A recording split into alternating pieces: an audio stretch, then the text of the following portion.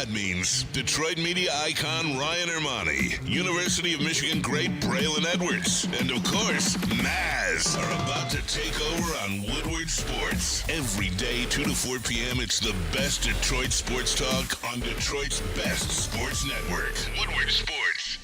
Yo, welcome in to Edwards and Ermanni, but it is a surprise day. We got my man Anson filling in for Ryan Ermanni. Anson, how you doing, man? I'm fantastic, and if you guys want to just give me a moment here, I would like to thank somebody very important here at Woodward Sports. His name is KG. Yeah. KG, I got something for you, my friend. Okay. You know why? Because yesterday KG was a last-minute replacement in our fantasy basketball league, and my man ended up with the number 1 pick. And you know what this wonderful man did? I ain't get no invite to that, man. He did not take Wemby. I didn't. He took the Joker and he left the alien up for me at number 2. So I got you a Cade Cunningham, my dog, rookie card, which you've been asking for. My dog. Thank you, my friend. You made my whole NBA season by leaving the alien up on the board for me, baby. I got you, man. Don't worry about it. See, this is the brotherhood that exists at Woodward Sports. Everybody's taking care of everybody. Got the Cade Cunningham fresh out the pack with the slide sleeve into the hard plastic. So the man is very serious about his card collecting. With that card collecting story, I want to welcome in my man Tom Mazway. Did you used to collect basketball cards or baseball cards when you were younger? Okay. Everything. I got the tall boy basketball cards from the 70s. You probably had some great rookies. I have some beauties at home. No question about it. I have a Dave Bing rookie on one of the old taller cards with the mayor moon at the end of it. Oh, yeah. I know this guy collected cards. Let's bring in my TD. Pete! What's up, man? Pete, I know you collected cards at some point. Absolutely, man. I had my Cecil Fielder book at the Michigan Sports Hall of Fame, but I didn't get a chance to meet Big Daddy to sign it. But I had probably about 30 Cecil Fielder cards in that book. He was my boy. Yeah, no, that's real. That's respect, man. Anson, good to be here with you. It's a big week. Obviously, we know it is the rivalry that exists between Ann Arbor and East Lansing. We'll get into some of that in the second hour. So I know you're prepared. I know you got a lot, especially coming off a big win against Iowa and us a loss against Illinois. W, baby. Yeah, we'll get into some of that. But first, let's tease about Jameson Williams. We know what's going on with him. We'll get into that maybe in the second segment of this 30-minute show. But let's start off with Monday Night Football. Let's have to do a little tease. We know what's going on with JAMO. Bear with us. But let's get into the games, as I say. Not a big fan of 2 Monday Night Football games, but this was the best of the 2. Yep. In terms of point scoring, the Ravens beat the Tampa Bay Buccaneers. Maz, two things out the gate. Thing one, what's up with all the holding in the NFL in 2024? Like, is this something that they said, watch out for this? Because I feel like it slows parlays, it slows the game down, it slows scoring down, and it keeps people involved. Maz, as a former football player, I'm watching some of these plays. Like the one on Tristan Wirfs with the touchdown to Chris Godwin. Tristan Wirfs didn't do anything wrong. They got to fix that because the referees, Anson, are trying to become more popular than the players, and it's ruining the game in my estimation. Well, and it's such an objective call. When you have people talking about the conspiracy of the Kansas City Chiefs and you look at every single Super Bowl win they have, they don't have one holding call in them combined. So when you see these games at these critical moments, when a call goes that way, when you've watched holding all game long, it's a tough thing to stomach if that call goes against you. So I've been seeing a lot of it. Yeah. Obviously, we saw Awashika start the game off with 2 holding calls for the Lions on Monday or on Sunday. So it's something that, you know, if it's not being called, you get frustrated. But when there's so much of it and they're at critical moments, it's like you weren't calling it before. Why are you calling it now? I think the big thing for me, Pete, I want you to jump in too as a betting man. I think the big thing for me, though, Maz, it's the flow of the game. Sure. Like that first half of the Lions game, especially after Minnesota went up on a run, there was penalty after penalty after penalty. It never allows either team to get into a rhythm. And that's the same thing you saw last night, at least in the Ravens and Bucks game. And then it's, why is Derrick Henry not playing before the half? Yeah, what's up with that? Huh? It leads you to believe conspiracy, even though I know it's not true, Pete. Yeah. Oh, it's true. Oh, it's true. My man. No, you're absolutely right, Bray. Especially for those of us true. who like to bet the over. Reparations. I mean, if you're depending on the over, man, I'm telling you, dude. Reparations. Reparations. You better watch it, man. Me and KG still haven't received it. Right. Don't do that, man. Absolutely. No, these holding calls are going to get in your way, Bray. They ruin the momentum of the parlay. You're absolutely right, especially if you bet the over. Yeah. And my God, man, I mean, I had the over on the receiving and the rushing yards for Derrick Henry last night, and my God, thank God for the second half, because the first half, I was like, what the heck happened at the end of the second quarter there, bud? You know how many people won their fantasy games on junk points? Yes. In that game? Yes. Baker Mayfield probably had 20-some-odd points just in the fourth quarter. Jesus. All junk. In the last 6 minutes. Yeah. Right. Hey, can somebody check on Kate Otten? Yeah. Oh, my God, that boy took some hits last night. A lot of guys got crushed last night. But getting back to holding. Yeah. You know you can call holding on every single play. This is true. That's but a fact. You don't need to. No. And that's what it's they're like doing. Flag Day every freaking game now. Yeah, you're not lying about that, man. That yellow piece of cotton is coming out. But let's talk about the game and within itself. Obviously, Lamar Jackson. What can't you say about Lamar Jackson? 5 touchdowns. He's now leading the league in 5 incompletions. This is true. It's he's on that same. I feel like he's on that same Jared Goff track where every time I watch Lamar, it's 20 for 25. It's 23 for 27. He's peaking. It's 26 for 30, and it's always 245 followed by at least 2 touchdowns. Last night he had 5 to tie his career high. I think he has 5 touchdown games since he started. Lamar Jackson was just phenomenal. 68.2. No one talks about his completion rate efficiency this year. It's gone up. It's the highest that it's ever been at 68.2. Seems like he and Todd Monken in year 2 are really, really finding their stride. But Maz, this game is a much different game if not for the injury of Mike Evans. I want you to talk about that. Baker Mayfield was in his zone, in his wheelhouse. He had it going. Baltimore's defense did not look like the Baltimore defense we're accustomed to. Mike Evans, who shouldn't have been playing that game, he gets hurt in the end zone, and then the rest is history. Unbelievable. That was a touchdown. That wasn't a touchdown. He re-injures his hamstring and barely could walk off the field. That one is a killer. And then, of course, at the end of the game, we'll get to what happened there. But that was bad because after he went down, that's where Baker kind of went down the pipe, down the tubes. 2 interceptions in a row, and it just did not happen. 31 points straight or something like that for Baltimore. Baltimore led it 41 to change, and then they made it look good, 41-31 the final. And do you keep your guys in at the end of that game? See, that's the question. That's going to be waiting for everybody. That's the thing that I wanted to get to, and Anson, I was going to come to you just talking about what that team was. But man, as you started, let's finish it. This is going to be a game in which Todd Bowles, he has some questions to face. Yeah, I mean, at the end of it, though, they get the onside kick. They get it to within 10. We've seen stranger things happen in football. You can't decide to sit your guys when you're on top of your division and there is still a glimmer of hope. It sucks. It's losing Godwin, but at that point, I don't see really any coach sitting their players when there's still that glimmer. Can I give you a little pushback on that? Please. This is what I mean by Todd Bowles from the whole of it, Maz.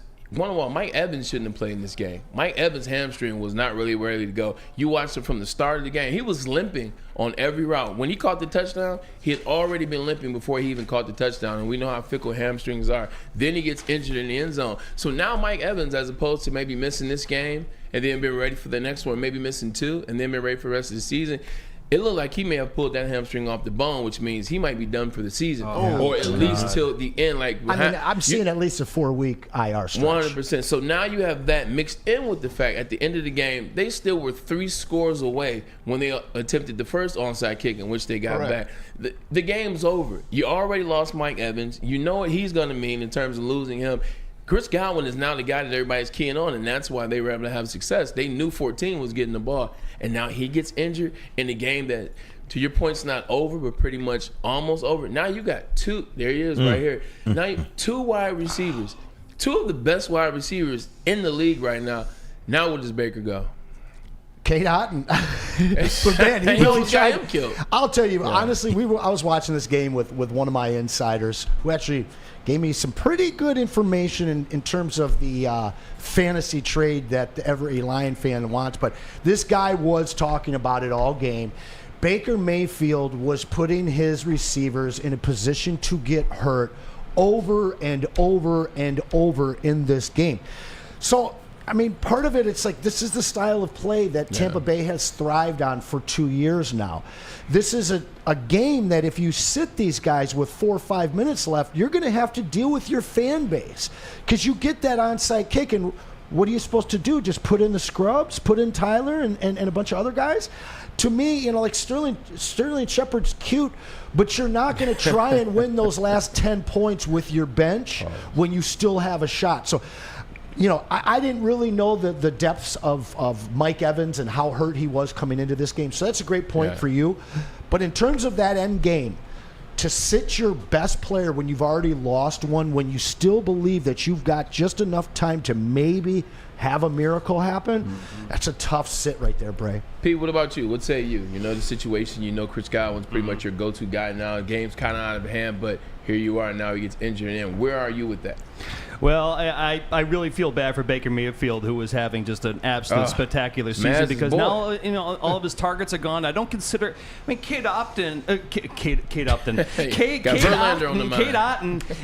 he's a solid NFL tight end, but he's not like a T.J. Hawkinson type. He's not a Sam Laporta type. I don't consider him the type to help run the offense. I mean, they love Bucky Irving back there in the backfield. They love Rachaad White in the backfield. I think Rachaad White might be out of a job too. Hold on. What if both of those guys might be out of a job? What about Tucker? Yeah, I was just about to bring him up. That's what I was going to say. Tucker's on fire, too. So obviously we know where Tampa's going to have to go for the remainder of the season until Evans and Godwin 10 yards or less. 10 yards or less, and that's all going to be on the ground and pound. It's going to be up to Tucker and Irving, and like I said, Rachaad White. Now we know who's going to be in the front runner for the Cooper Kupp trade rumors, and that'll definitely be Tampa Bay, Ray. That was not the only game on last night. Also, the Cardinals and well, I got Baker Mayfield. Oh, excuse me. I apologize. I forgot about that. I want to play Baker Mayfield after the game, talking about the loss, of course, to Mike Evans and Chris Godwin. Here's Baker. Just absolutely sucks. Yeah, it sucks for our team, but Chris deserves better than that. He's an unbelievable guy, unbelievable teammate. Obviously, you guys have seen he's been playing extraordinary this year. Yeah, it's got a heavy heart right now. It's never something that you want to see to any of your guys.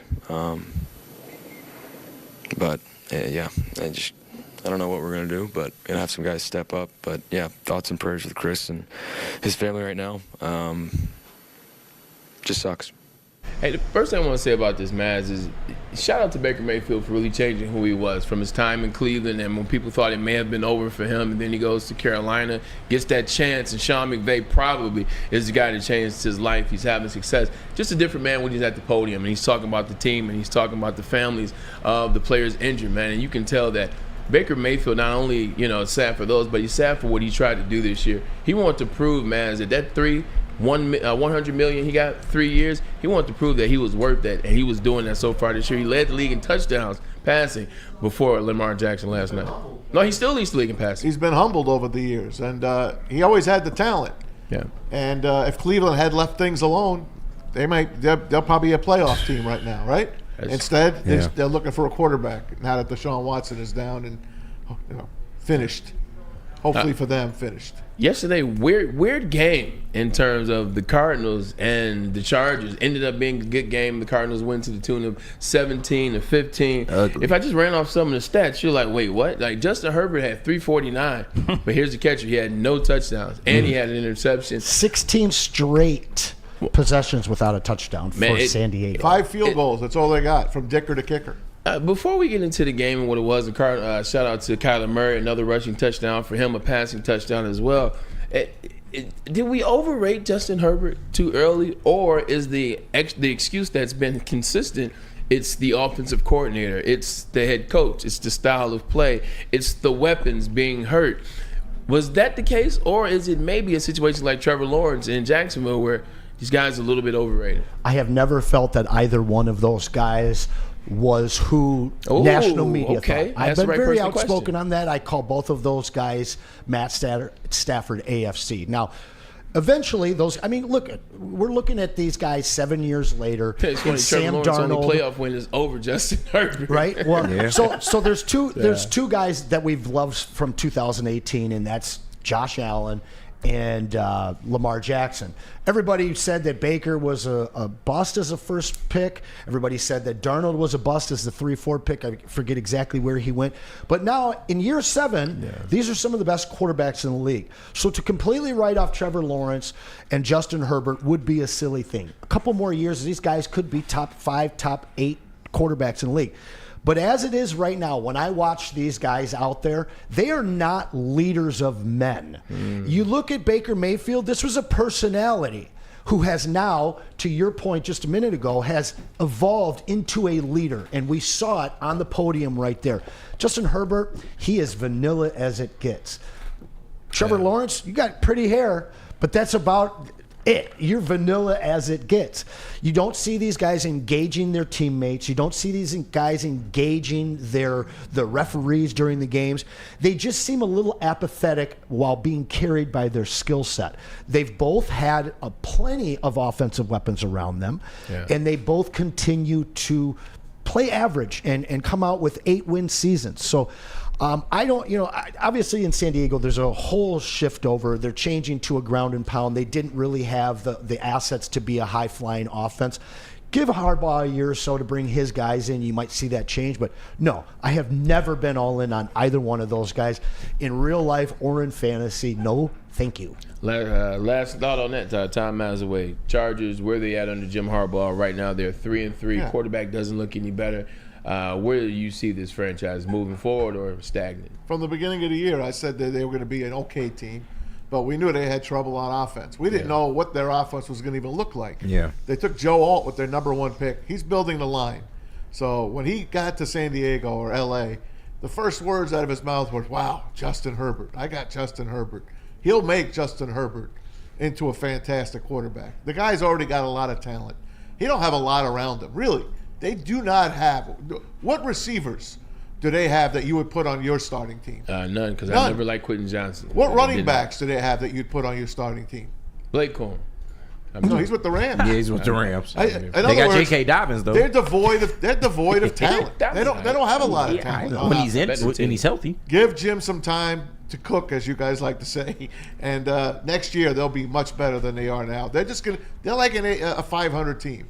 Maybe they'll win 9 games. That's it. Well, that's their peak. Well, you know who'll win more than 9 games is the Detroit Lions, so let's get on base with the Detroit Lions. Receiving some news today, and I want to go around the room and see how we feel about that. Jamison Williams, receiver who's actually been a bright spot for the Detroit Lions coming out to the tune, and I think he was a little ahead of what a lot of people thought.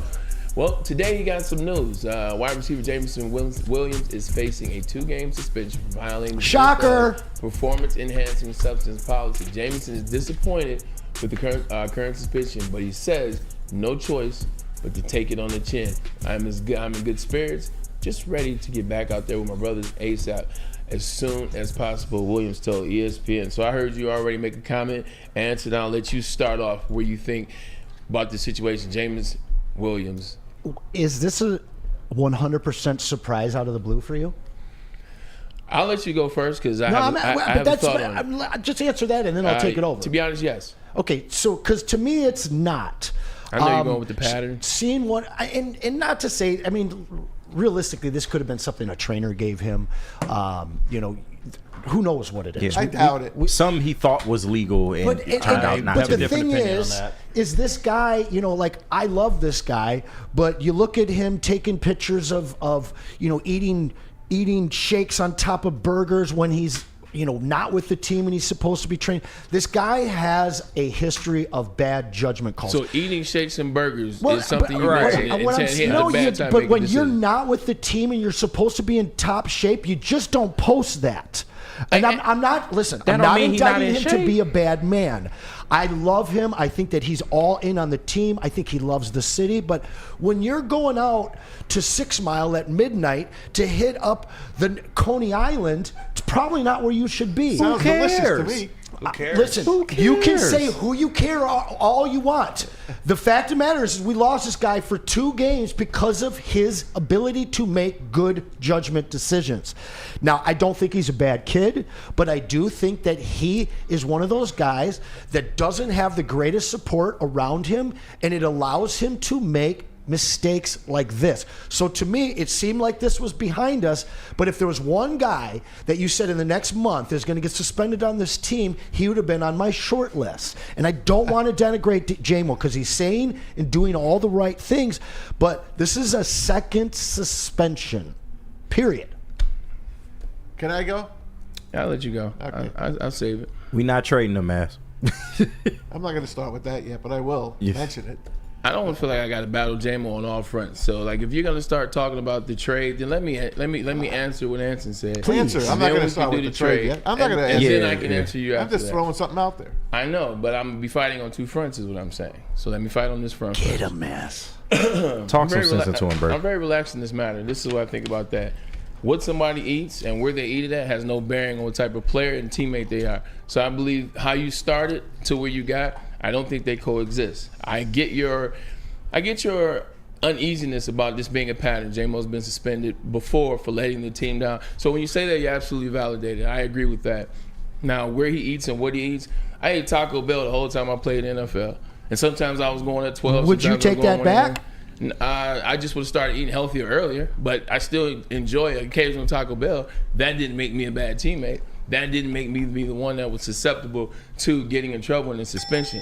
Now, with that being said, what you put in your own body is it's on you, regardless, because there are situations where I've heard cats, and I've been on teams with cats who got in trouble for taking penis pills or sexual pills or things performance enhancing pills, I believe is the term. Listen, it's an enhancer. You don't test for street drugs during the season, so there's no marijuana, whatever, cocaine, anything wouldn't test during the season. It's only performance enhancing. The type of chemicals they make up in these performance enhancers, they're the same throughout. So whether it's sexual performance enhancing, whether it's muscle building, whatever, it's still the same type of chemicals that go into it.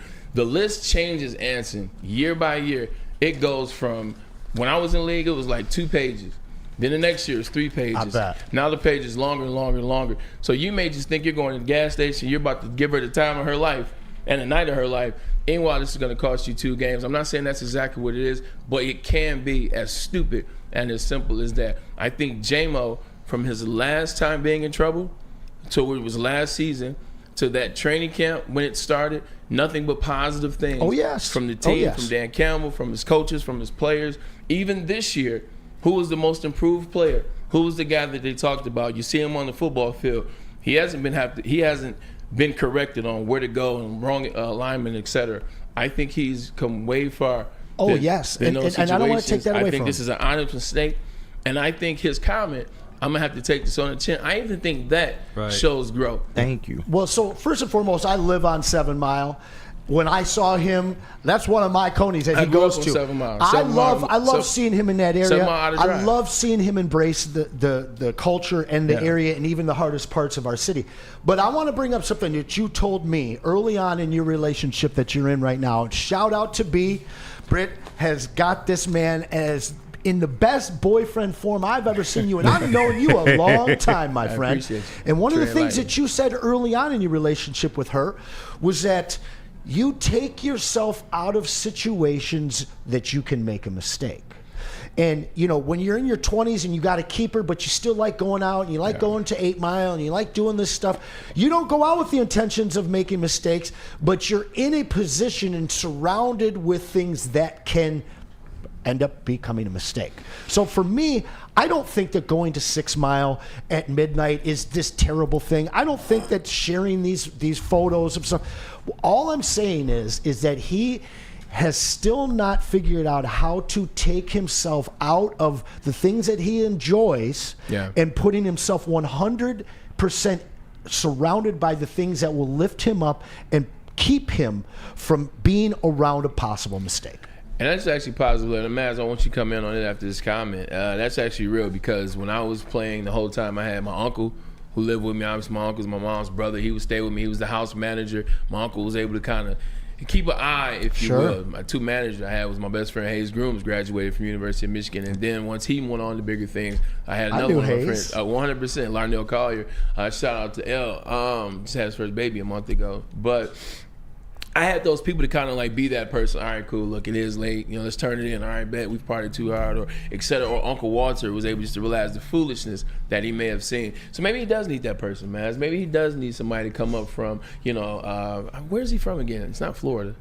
I can't remember. Come from wherever he's come up and be a part of the team. Maz, what do you think? I just think he's just a young kid. Okay. And St. Louis. I can't pass a judgment on him without knowing what the hell he did. So if what he did, what you said, Bray, put something in his system that he really had no idea about. Like he runs 4.2. He's not taking performance in Exactly. You don't need him at 4.2. Man. I doubt he's doing anything for that. He's not he's a string bean still. I mean, come on.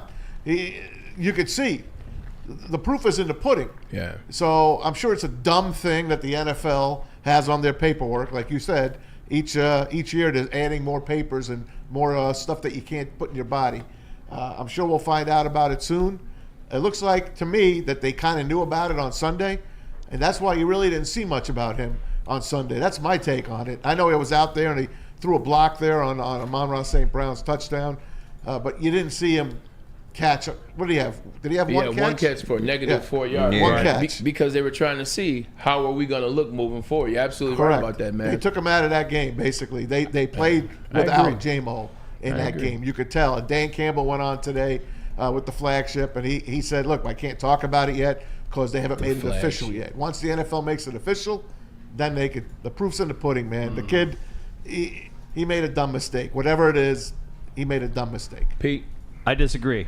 I don't think he made a dumb. I don't know if he made a dumb mistake.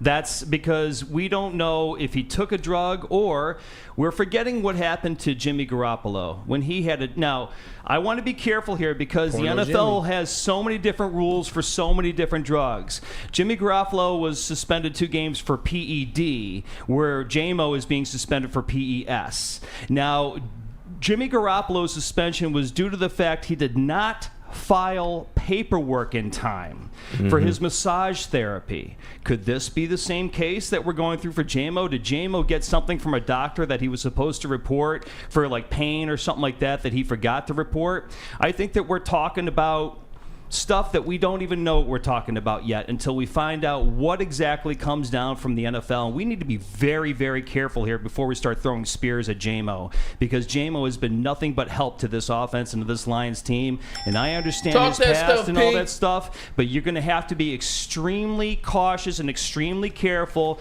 before you start throwing stones at glass houses. We don't know exactly yet what has happened here. Maybe he just didn't file paperwork, guys. I think we need to calm down. Well, from what I'm hearing, that is exactly it. I'm hearing that it's Adderall and that he has a prescription and that he did not file it with the league, is from what I'm hearing. Okay. But come on. Yeah. That's a mistake. That's a mistake. No, that doesn't make him a bad person. I'm not. At no point did I call him a bad person. I'm not saying, and I don't think anybody. I'm saying in case somebody else is. But the thing is this is a mistake that should have never happened, because he needs somebody like your uncle around him to be like, do you have this taken care of? Where are you going tonight? Because the kid's a kid, and he has shown and said and done all the right things for this team, but he's not available for 2 weeks because he doesn't have somebody there next to him saying, hey, file your damn prescription with the NFL.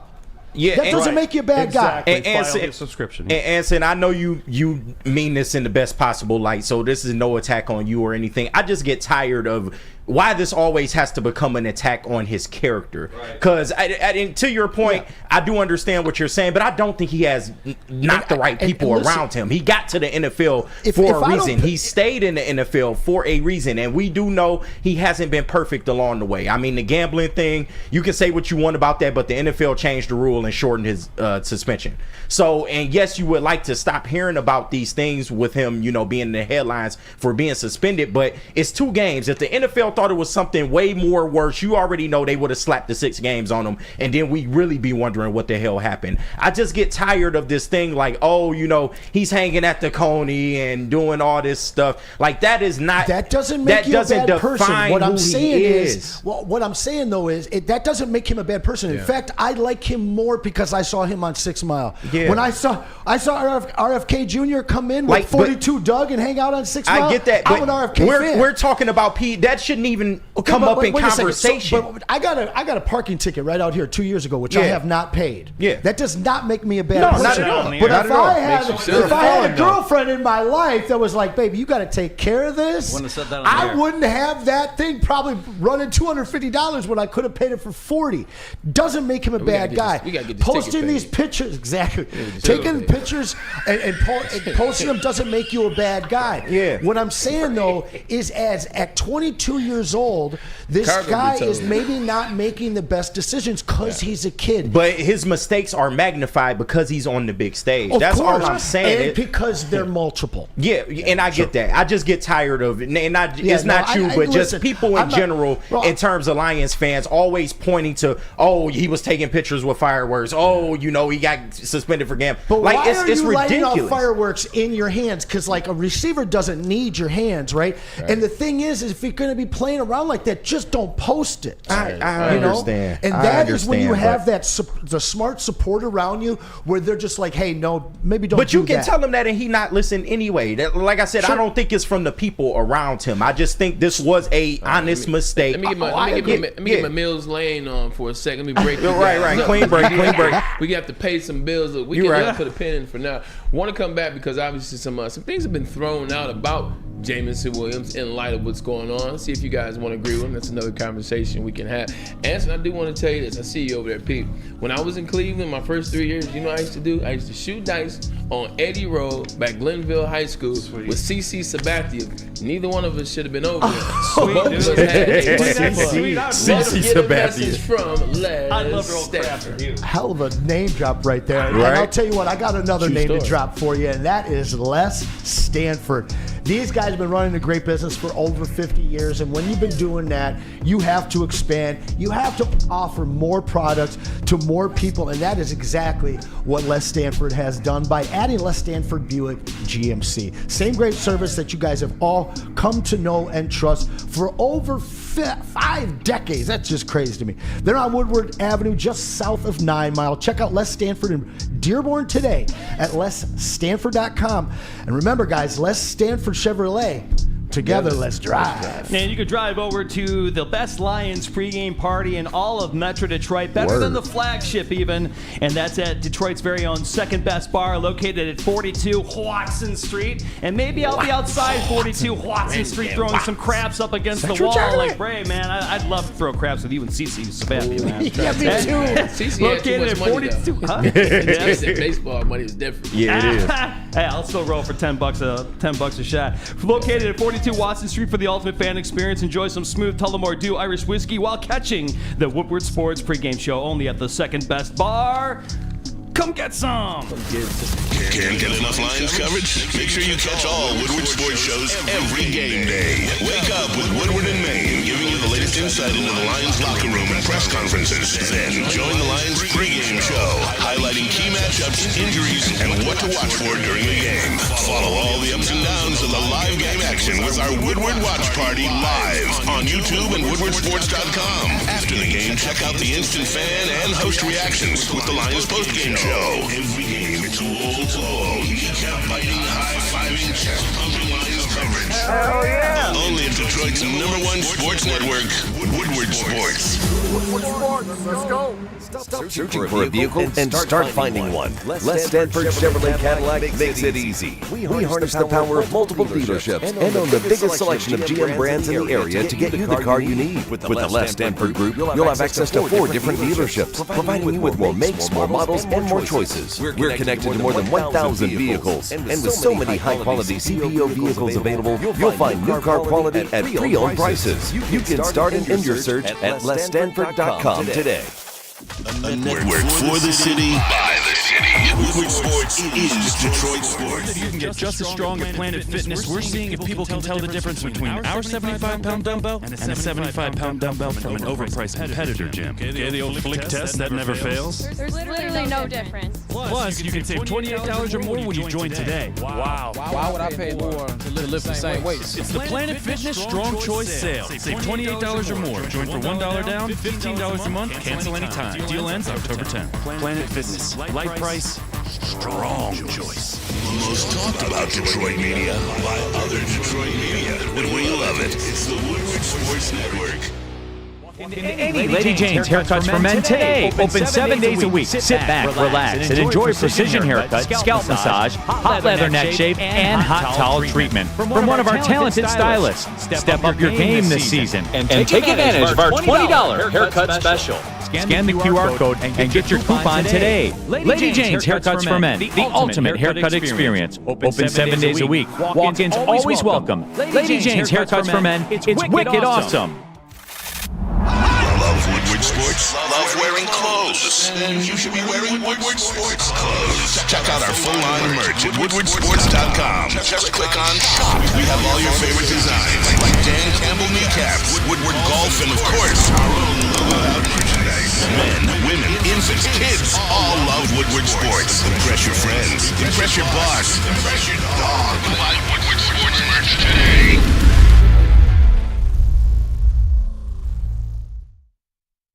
Attention sports fans, do not miss out on our expert sports injury insight with Dr. Jeff Pierce of Michigan Sports and Spine. Join Dr. Pierce every Tuesday on Big D Energy. Joins us here on Thursdays. Trust the guy at DMAC and Braylon Trust. He's got that secret sauce for you.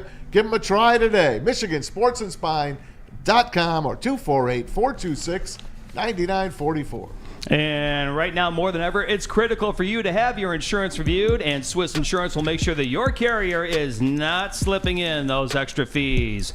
Call Mark at Swiss Insurance today. 313-530-1698. It's up there right above my head, or head to SwissINS.com. Here comes Dan Campbell. It's been a lot, and I said this last night. I didn't want to call it a must-win, but our guys know how important it is, and we said it all the time. If you know, when you talk about the end game and where you want to be at the end of this season, then you got to work backwards. And what are the steps to get there? I mean, you got to win your division. That's where it starts. Because if that's really what we're saying, everything needs to run through Detroit.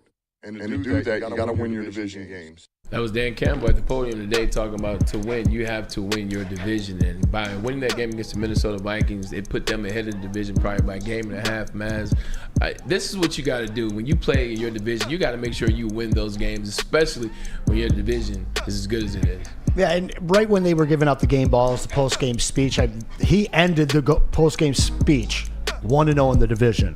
So it really lets you know, as much as it's a 17-game season and they want to win a Super Bowl, their eyes are on the North.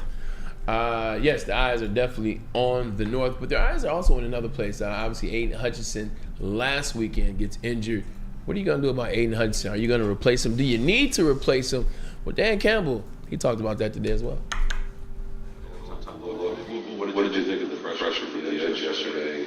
And based on that, does it make you more comfortable with what you have, or maybe more open to changing the room? Yeah. Let me start with this. I'm glad you brought this up. I thought the coordinators did an outstanding job. All three of them. I thought they were on top of their game. And I thought Ben had a great game plan, and I thought, man, he was on it the whole game. I thought Phip developed a great plan. Those guys were humming. And lastly, man, I thought AG.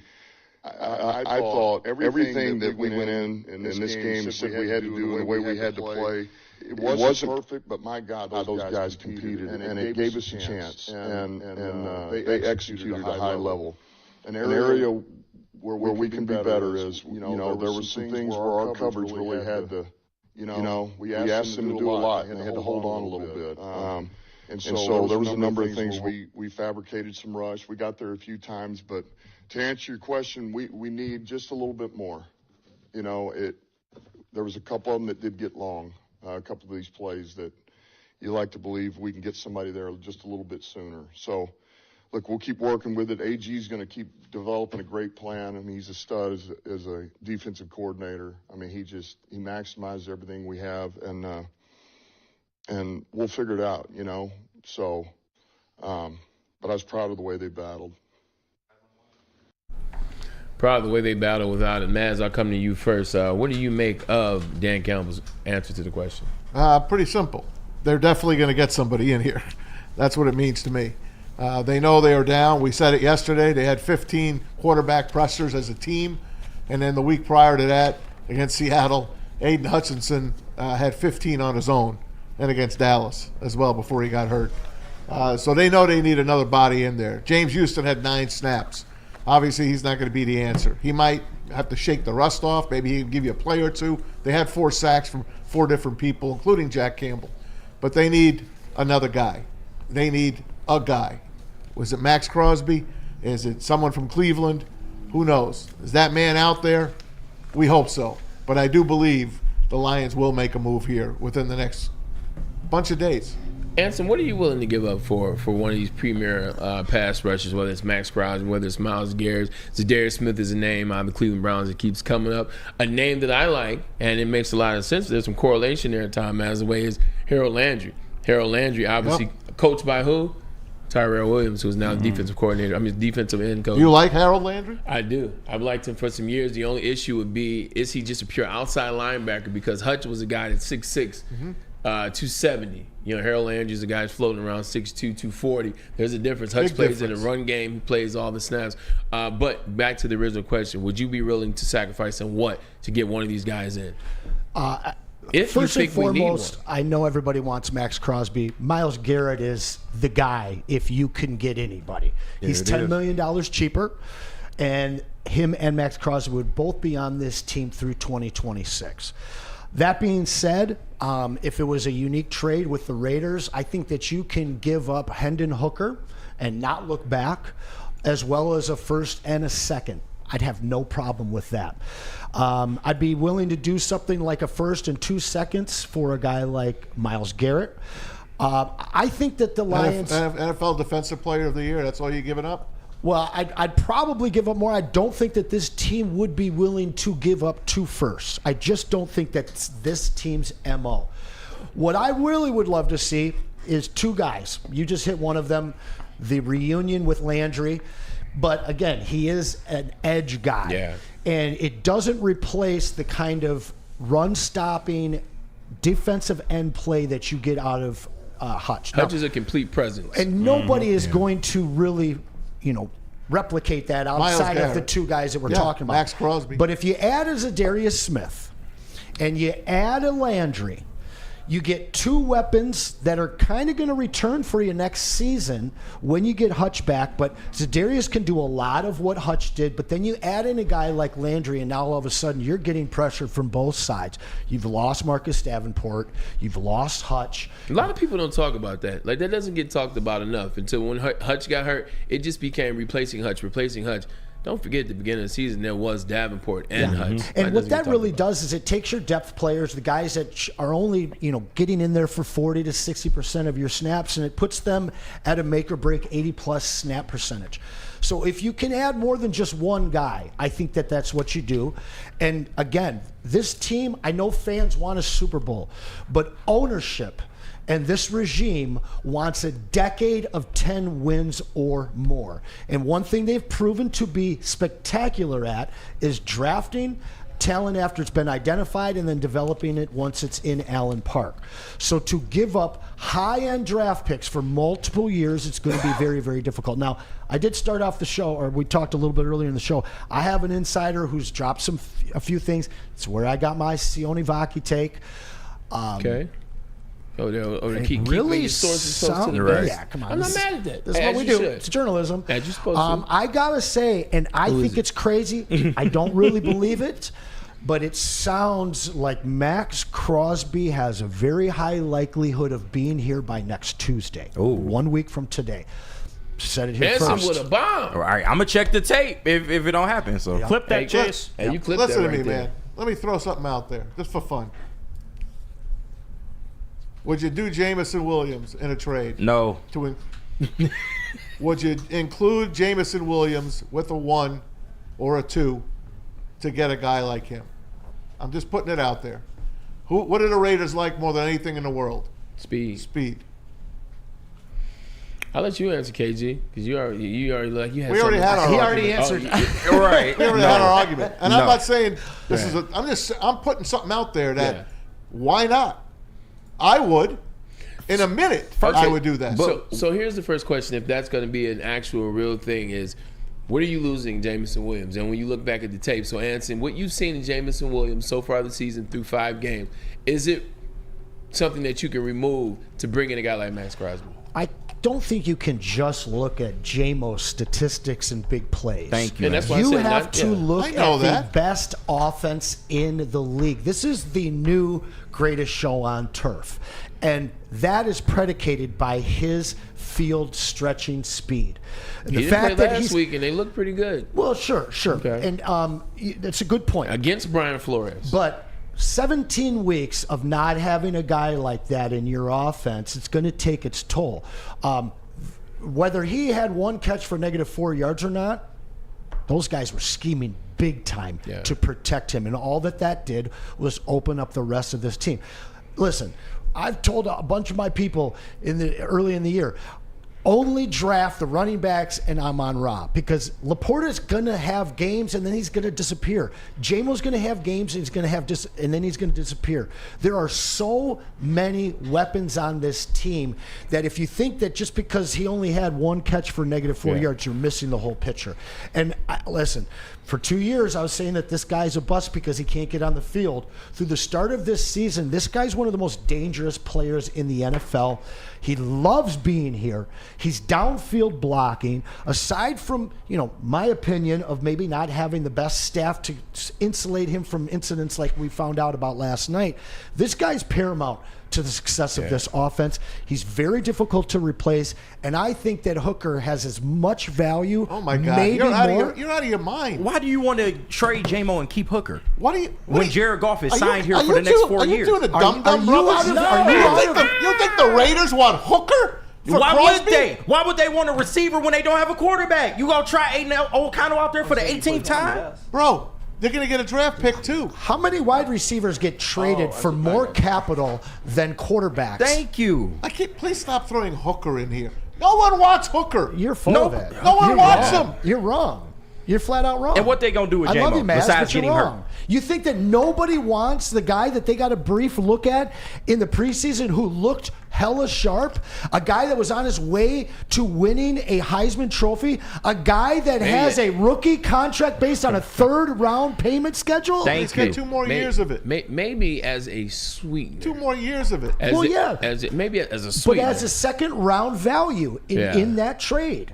And to me, I think you got a gift to get. I think that you're giving them a 1 and a 2, like you guys said, and remind me Hendon of? Hooker. If I played Monopoly with you, you would offer me Baltic Avenue for Boardwalk.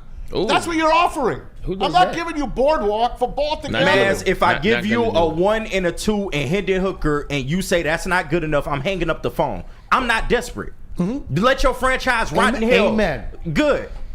Like, what are we talking about? No, I just KG threw it on out point there. today. I just threw it out there. You guys are crapping on it. But would you? And I'm just telling you, it's not so bad. No, we just said no, and But that we would well, prefer for Hooker. one- You crapped on Hooker. People are saying I'm senile. Come on, what's more appropriate than Hookers in Vegas? This is called sports talk. We're talking. Why would you take an integral weapon in your offense? And Because we were good without him. I understand that. We man. were But great, though. You looking at just the Bro. stats. Like Anson said, it's more than just the stats. It's what he brings to this offense. nobody- It's what he opens up for everybody else. You have nobody it's to not rush- just the stats. Oh, shut up. You have nobody to rush the passer.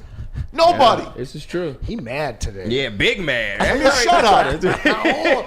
Double shut up. Kayate. Right? Hey, listen, there is some conversation here. It doesn't have to get to shut up. Matt, there is some truth in what Matt I said. apologize. Like at the end of the day, It's all good. everybody. I love you, man. Everybody, ELE, everybody love everybody. But you out of in the pocket. words of Jackie Moon. But there is a real conversation here. You look, the offense was really good last year, and they didn't have Jamison Williams. They didn't have to rely on Jamison Williams. We've seen him this year in game last week, where they against arguably one of the top 3 defenses in the league under Brian Flores.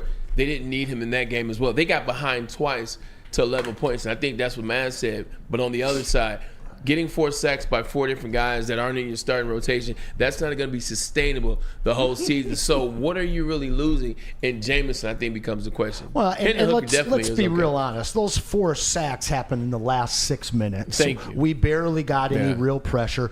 But I can't say that we didn't need JAMO, because JAMO being on the field is what opens things up for Amon-Ra, for Patrick, for the running game, for Laporta. Yeah. To me, you're asking the question, would you trade him? To me, I think that the value of a JAMO is maybe second round, but the fact that he's been suspended now 2 times is a detriment to another GM looking at the value of this player.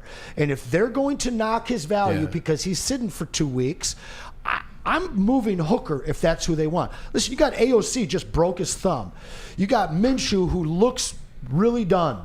This is a young guy that would sell jerseys, that would be exciting for Las Vegas. And again, what's more appropriate than hookers in Vegas? Here's another conversation real quick. Let's pivot. Let's keep Jameson Williams on the board, but let's change the teams. Jameson Williams for Garrett Wilson. This is a conversation that came up. Would you be okay with that move? And is it even a 1-for-1? I mean, if that's a straight-up deal, I'm doing it. Yeah. As much as I love Jameson Williams and his speed,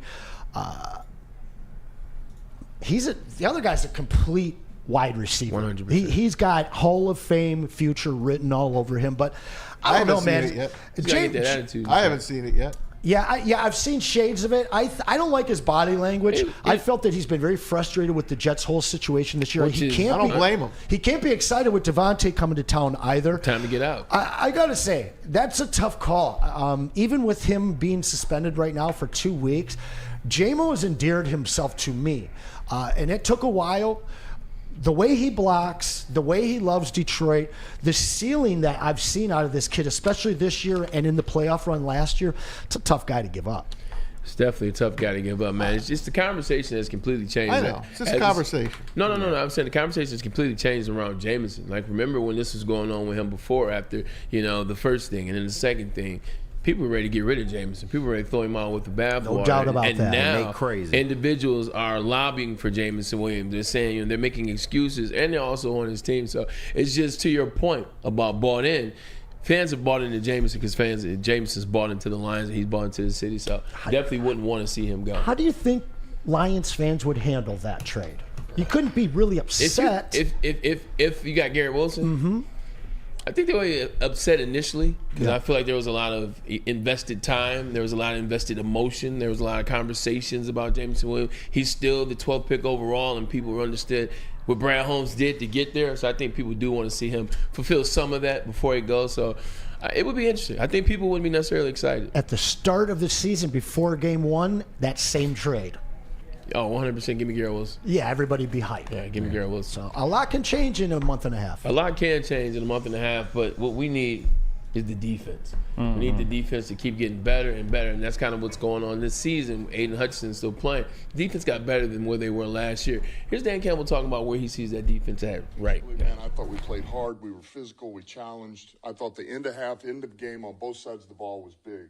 I thought we handled, both of those situations really good.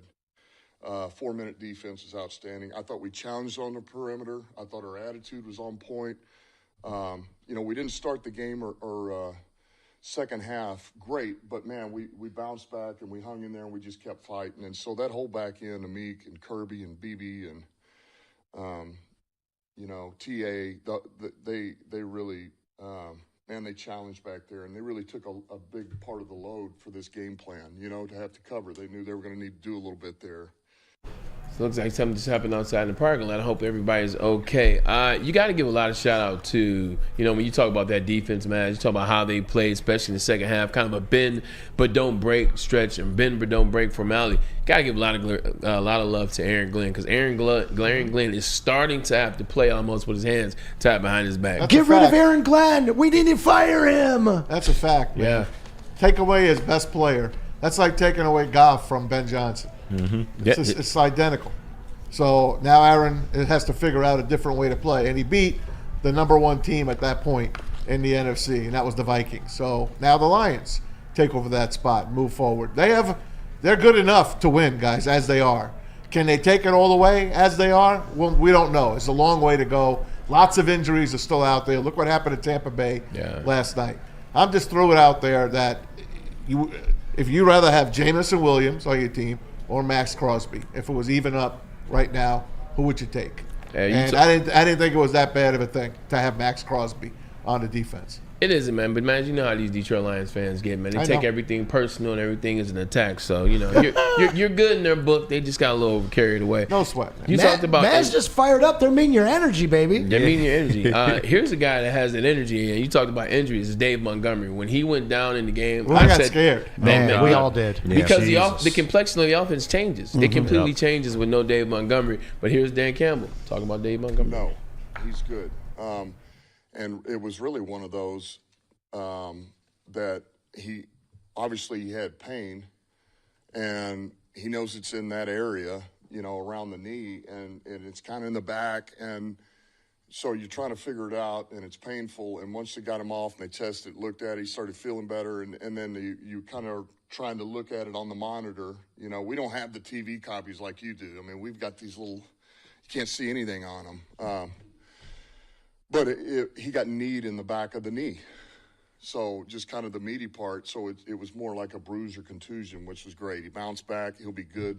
Nothing should come from this. So Dave Montgomery and everything is all right, because I'm going to tell you like this. When he went down, the offense, like I said, it completely is different. But he's able. He's well. Thunder and lightning, peanut butter and jelly, Sonic and Knuckles, KG, whatever you call him, still rocking and rolling. Hey, big facts, man. And you just love what you're seeing out of that backfield, man. This is one of, if not the best running tandem in the NFL. And I know we talk a lot about Gibbs and the upside and, how he's Barry-esque and how fast he is. But we really don't appreciate what Montgomery brings to this offense. I think he's the most important running back to what they want to do on the ground, man. So I'm so glad that he wasn't hurt, because that's a huge blow. And I understand Gibbs can do it all. We all saw how he put my man's on the turf from the Vikings, Cameron, whatever his name was. But you really need Monty in order to keep this thing rolling, because he is the Thunder, but he also brings more than that. He can get the yards, in between. He can get the yards on the outside. He can run long. He can do whatever you need him to do. He's really a Swiss Army knife back there,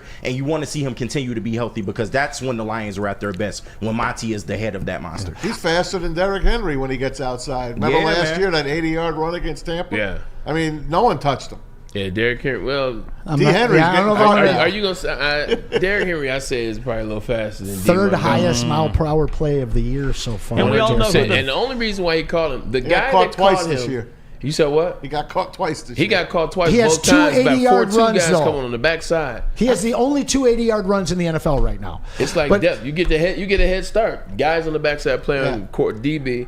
D. Henry starts to run from here. As he's doing this guy's already ahead of him, so it was easy to catch him. Plus, that dude is athletic. 27 for the Tampa Bay Buccaneers. He was everywhere early on in that game. Championship teams he did get caught, are forced through injury or whatever it is to have other guys step up for a few games, a few weeks, whatever it is.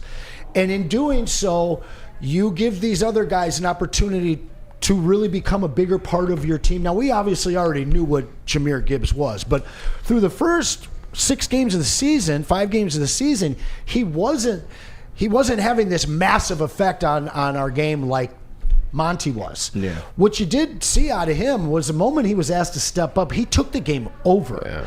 And when you give him that kind of a confidence just through one game, watch what this running back tandem comes out and does against Tennessee next week. Oh, man, it's going to be nasty. Just watch. It's going to be nasty. Yeah, so I'm all about these kind of moments where you're building a team up, you're building individual players up because they get a little bit of extra time. Shout out to Stephen Baffey bringing up Trevor Nowaski. That guy was awesome filling in on defense for his first game. Yeah, he was, and he had a sack, Pete. Just real quick, I just want to throw this out. It's Tennessee. We should be beating these guys by 3 touchdowns. Is this the week that we see the Wildcat? Sione Vaki. He keep pushing this one. He won't get me excited, Pete. I want to see all 3 of those dynamic boys out there. Boy, you keep pushing that Wildcat. Look, let's not finish on the Lions. I want to talk more about that offense, because Dan Campbell did talk about some of his offensive stand-ups, and we talked about Dave Montgomery, but the other half of that tandem, man, is he's a mofo. So let's talk a little bit about him when we get back. But first, let's get a message in from KD. Law, they got your back. That's right. I don't want to scare you, because I'm going to be talking about divorce, child custody, visitation, all kinds of family law issues. And again, that stuff is intimidating, but it's not when you got Kevin and Catherine having your back from the KDK Law Firm right here in Birmingham. They've got over 10 years of experience and that all-important 24/7 availability for you. Make sure you scan that QR code that you see right above my head, or give them a call at 248-971-0476, and make sure that when you do, you mention that Woodward Sports sent you, and they'll take care of that filing fee for you. KDK Law, they got your back. And you can celebrate taking her stuff by having a nice cup of coffee. Yeah, you can right, fuel Pete. your fandom with being a subscriber of Sabbath Coffee Roasters. Whether you're gearing up for a big game or savoring a quiet morning or savoring a quiet victory over your spouse, Sabbath Coffee Roasters has you covered with fresh, locally roasted specialty coffee delivered right to your door. Head to www.sabbathcoffeeroasters.com right now. Choose your favorite roast. Use the code word Woodward, and you'll get 25% off your first subscription order. Awake and unwind, support local, and enjoy game day right with Sabbath Coffee Roasters. We'll be right back. Can't get enough Lions coverage? Make sure you catch all Woodward sports shows every game day. Wake up with Woodward and Maine, giving you the latest insight into the Lions locker room and press conferences. Then join the Lions pregame show, highlighting key matchups, injuries, and what to watch for during the game. Follow all the ups and downs of the live game action with our Woodward Watch Party live on YouTube and woodwardsports.com. After the game, check out the instant fan and host reactions with the Lions postgame show. Every game, it's wall-to-wall, kneecap-biting, high-fiving, chest-pumping Lions coverage. Hell yeah! Only at Detroit's #1 sports network, Woodward Sports. Woodward Sports, let's go. Stop searching for a vehicle and start finding one. Les Stanford Chevrolet Cadillac makes it easy. We harness the power of multiple dealerships and own the biggest selection of GM brands in the area to get you the car you need. With the Les Stanford Group, you'll have access to 4 different dealerships, providing you with more makes, more models, and more choices. We're connected to more than 1,000 vehicles. And with so many high-quality CPO vehicles available, you'll find new car quality at pre-owned prices. You can start and end your search at lesstanford.com today. A network for the city, by the city. Woodward Sports is Detroit sports. Prove that you can get just as strong at Planet Fitness. We're seeing if people can tell the difference between our 75-pound dumbbell and a 75-pound dumbbell from an overpriced competitor gym. Okay, the old flick test, that never fails. There's literally no difference. Plus, you can save $28 or more when you join today. Wow. Why would I pay more to lift the same weights? It's the Planet Fitness Strong Choice Sale. Save $28 or more. Join for $1 down, $15 a month, cancel anytime. Deal ends October 10th. Planet Fitness. Light price, strong choice. The most talked about Detroit media by other Detroit media. And we love it. It's the Woodward Sports Network. Walk into any Lady Jane's Haircuts for Men today. Open 7 days a week. Sit back, relax, and enjoy precision haircut, scalp massage, hot leather neck shave, and hot towel treatment from one of our talented stylists. Step up your game this season and take advantage of our $20 haircut special. Scan the QR code and get your coupon today. Lady Jane's Haircuts for Men, the ultimate haircut experience. Open 7 days a week. Walk-ins always welcome. Lady Jane's Haircuts for Men. It's wicked awesome. Love Woodward Sports? Love wearing clothes? Then you should be wearing Woodward Sports clothes. Check out our full line of merch at woodwardsports.com. Just click on Shop. We have all your favorite designs, like Dan Campbell kneecaps, Woodward Golf, and of course, our own logoed out merchandise. Men, women, infants, kids all love Woodward Sports. Impress your friends. Impress your boss. Impress your dog. Buy Woodward Sports merch today. Hey, gang, dreaming of a new home but feeling the financial pinch? We're all in that boat. You know that. Mark White and Associates, your trusted real estate experts, are here to help. Mark White and his team will pay up to $5,000 of your closing costs. That's right. I said $5,000. And they'll even throw in Hendon Hooker for you. Call Mark White and Associates today, 248-290-8242. Visit them online, markwhitesells.com. Again, that number, Mark White and Associates. It is 248-290-8242 to help Anson's dreams come true. Oh, my God.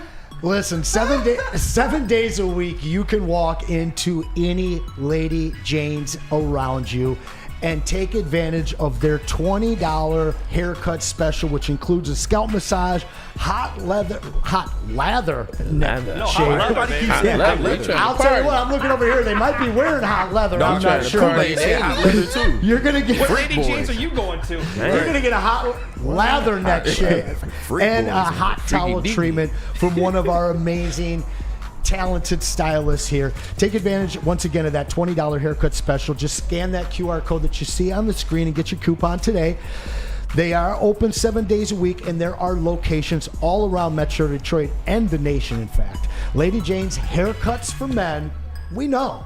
It's wicked awesome. Boy, you in these hot leather pants. Where you going with some hot leather pants? Man, I'm looking for hot leather on hot leather which at the Lady same Jane's are time. you going You to? hanging out with James Brown, man. You stay in that hot Anson leather. got some leather in the closet. I know you Let's start a friction fire, baby. Them Diddy freak offs. You know what I'm saying? The freak off. All right, man. Welcome back to the second hour of the show. Ermanni Edwards with Maz. Ryan might not in. Anson Wells is already in. You know that. My dad sent me a picture. Tom Masway got me to thinking. He's at a conference in Atlanta, a business conference. Wearing hot leather? No, he's damn sure not wearing hot leather. Not down there, but not in Atlanta. If you get my certainly drift. be hot that's leather the down wrong there. place for that. With that being said, he's ran to Jamal Lewis. Oh, running wow. back, Baltimore Boy, he had Ravens. some good ball. He Rushed had for some over great games. Rushed for over 2,000. You know, he's one of 7 running backs to do so. Also, played with the Browns in 2007 when we made the Pro Bowl together. I played with 5 running backs that rushed over 10,000. Jamal Lewis, Thomas Jones, LaDainian Tomlinson, Frank Gore, Marshawn Lynch. 4 of those guys would probably be in the Hall of Fame. How about that? Who's the best one out of those 5? Putting you on the spot, and I'm sending this video to all 5 of them. That's dirty. Come Come on, Bray. dirty. Give the people what they want, All bro. right, if I'm You have going to start one in the if backfield. I'm going prime, I'll go in order. If I'm going in there prime, LT. That's right. The LT Junior, because there's only one LT, man. Correct. I'm sorry. Yeah. Thank you. LT Junior, 1. I'm putting Marshawn Lynch 2. Ooh, over TJ. Yeah, hey, Marshawn. Yeah, knows I'm taking different. Jamal Lewis 3. Okay. And it sucks. I'm taking 4 Thomas Jones. 4 Frank Gore and 5 Thomas Jones. But I will say this: if we're talking before injury, Frank Gore would have been the best running back that ever played a game. There you go. Not named Barry Sanders because I'm from Detroit, but There you Frank go. Amen. Gore, he tore his ACL twice in Miami. If you hear the running backs talk about him, like Willis McGahee, why do you think McGahee left the league after tearing his ACL against Ohio State? To clarify that, the Miami University, 2 times before he was drafted. Clinton Portis left, and Clinton Portis 2 years older than Yeah, McGahee. he never than recovered. Frank Gore. They all said Frank, just like Sean Taylor. They said they were one of ones. So Yeah. I wish I could have seen that because when I started watching, he was already injured. But just to recap, played with some really good running backs, man. Really. Yes, you did. Had What a blessing. Blessing was the road, and that's why I Took never a complained about little it. bit of coverage off of you, a little bit, I'd This say. is true. This is true. I'm not complaining about that. Hey, Bray, I'm sorry. I was sending a cut. Did you mention LaDainian Tomlinson on the list? 100%. I got you. Thank you, bro. He was one of my favorites. LaDainian Tomlinson, man, the man himself. All those guys play running back, and this is a team that really, really vibes with their running back. Offensive standouts, we got a bunch of them. Here's Dan Campbell talking about the offensive standouts this past Sunday against the Vikings. Guys that really played well. Look, there's a lot of guys that played well, but obviously Gibbs, St. Brown. We talked about Goff. Goff was just steady as a rock, man. I mean, he was unbelievable. Really saw the field well, got us in the right play, just big time ball. And Frank, man, I thought that was the best Frank has played in a long time, and he's played good football around here. So that's saying something.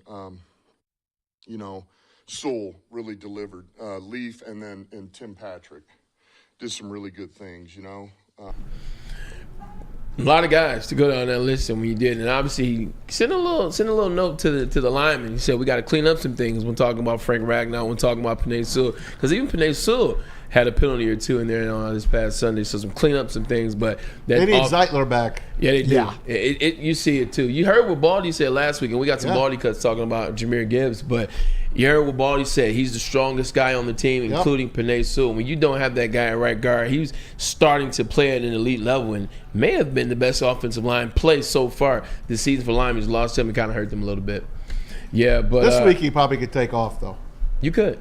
I think probably so. could take off. The Tennessee and Titans play with Yodi. Give him another week off. Unless he's healed. Is that where we're at as Lions fans now? Yeah. I love it. You know what? They're not going to look past these guys. They might look past a little bit, but they'll get the win. They're 11.5-point favorites. Yeah, they'll get the win. Here's a good thing about that, too. The only thing that's good about the Tennessee Titans is the defensive line. Well, who coached those guys? Tyrell Williams. So he will be going to – a little bit of familiarity. He will be going to Hank Fraley's room and talking about the defensive lines like Simmons and how they play and what their weaknesses are. Just a side note to the Tennessee. Yeah, excited about the that. Lions have never beaten the Tennessee Titans. Really? Whoa. They're 0-6. Interesting. We don't play them a lot, but they have not beat them. All streaks. 0-6. Yes, all streaks were meant to be to let broken. you know. Another guy that we talked about, obviously, we're talking about Jameson Williams, the wide receiver position. Seems like Jared Goff and Tim Patrick are starting to find themselves a little bit. Big catch for Tim Patrick out there. Here's Dan Campbell and Tim Patrick. Patrick has been an excellent addition for us. I mean, he is that guy. We were desperately needed somebody like him, and I mean, he fits the mold of everything we're looking for. He rounds that receiver room out.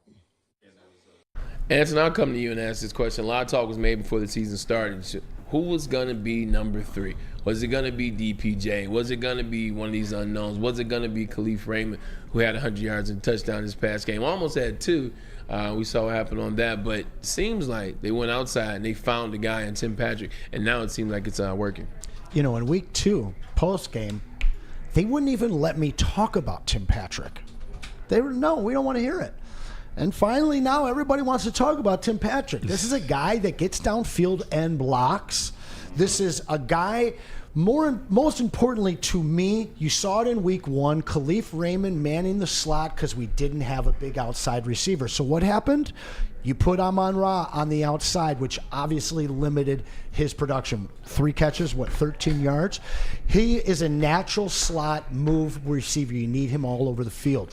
And when Khalif becomes your 4, a guy who's not even 5'10", now all of a sudden your offense really looks better. Your receiver room looks strong and a little bit daunting. Obviously, without JAMO, it's a tough deal. But this is a guy that can come in and not only take over for him. That's not going to be the same role. He's not the speedster. But he really completes the wide receiver room that, as much as you guys loved our 1 and 2, you have to have a big receiver out there. And he's filled his role perfectly for next to nothing. I love him. I love watching what he's doing, man. I'm a believer in Tim Patrick, and I feel a hell of a lot better now that we have him in the fold and he's healthy. A number 3 receiver is a very specific role. And the reason why I say it's specific, it doesn't work when you have a 1 that's trying to play 3. It doesn't work when you have a 2 playing 3 who thinks he's a 1. It doesn't work when you have a 3 that doesn't want to accept the role, that wants to be a 1 or a 2. Like Josh Reynolds understood that, look, I might be just as talented as these guys, but my role is a 3. My role is to get in there, catch the ball on 3rd down, be a short-handed guy, find the gaps in the zones when they want a double coverage Amon-Ra, or when they come out of the backfield and they're not looking for me to do a thing. You got to have a guy who is dialed into that 3 role, and I think it was Tim Patrick coming out of Denver, seeing how that worked, getting here. He's dialed into this role, and he's saying he can have success as well. Well, let me ask you about that 3 role, because now I think Patrick is going to be playing the 2. I think that Leaf stays in the 4, and we might get a little Orchard Lake St. Mary's for the next 2 weeks. Allen Robinson is still on this team as we breathe. Actually saw it get some in-game, was it last game? I'm not sure. Did he get in-game? Was he even active? I could be making. I could be making things up. I know Stick's excited. It'll be interesting. A little Orchard Lake love. Yeah, but to your point, Tim Patrick will go to the 2 right now. Khalif Raymond staying at 3. Well, Khalif Raymond looking real good for Jared Goff, and Jared Goff trusts Khalif Raymond. This goes back to 3 years ago, not just this year. And to your point as well, you got a guy in Allen Robinson that probably comes in and plays that number 3 role, and he knows his role. And he can play. I've already heard some things out of Jared Goff about who this guy is in practice, just the consummate professional. I mean, I didn't get a chance to look at it, but I'm pretty sure Allen Robinson hasn't had a good quarterback in about 4 or 5 years. Now, I'm not saying that he's in peak form. He's an old cat. Gabbert down there. We saw his mom at the Michigan Sports Hall of Fame. Yeah, this is Allen Robinson's mom was there. True that. This is a guy that's going to slip right into this offense, have some nice plays for us against Tennessee, and get just enough comfort so that when we play Green Bay 2 weeks from now, he will be a big, big part of that offense. And I don't think we're going to miss JAMO as much in that game as we might have thought when we woke up this morning. You talk about that offense, so let's talk about let's put a pause in the cuts for Dan Campbell right now. Let's talk about Baldy, who likes to break down the Detroit Lions. He seems to be one of the favorite teams of him. Baldy breaks it down in such a way to make you really understand what the scheme is for the Lions. Here's him talking about Jahmyr Gibbs. What a day for Jahmyr Gibbs. You watch this opening touchdown right here, 8 yards deep. All right, you get the fullback in position right here, and you just run right off tackle. Excellent blocks right here.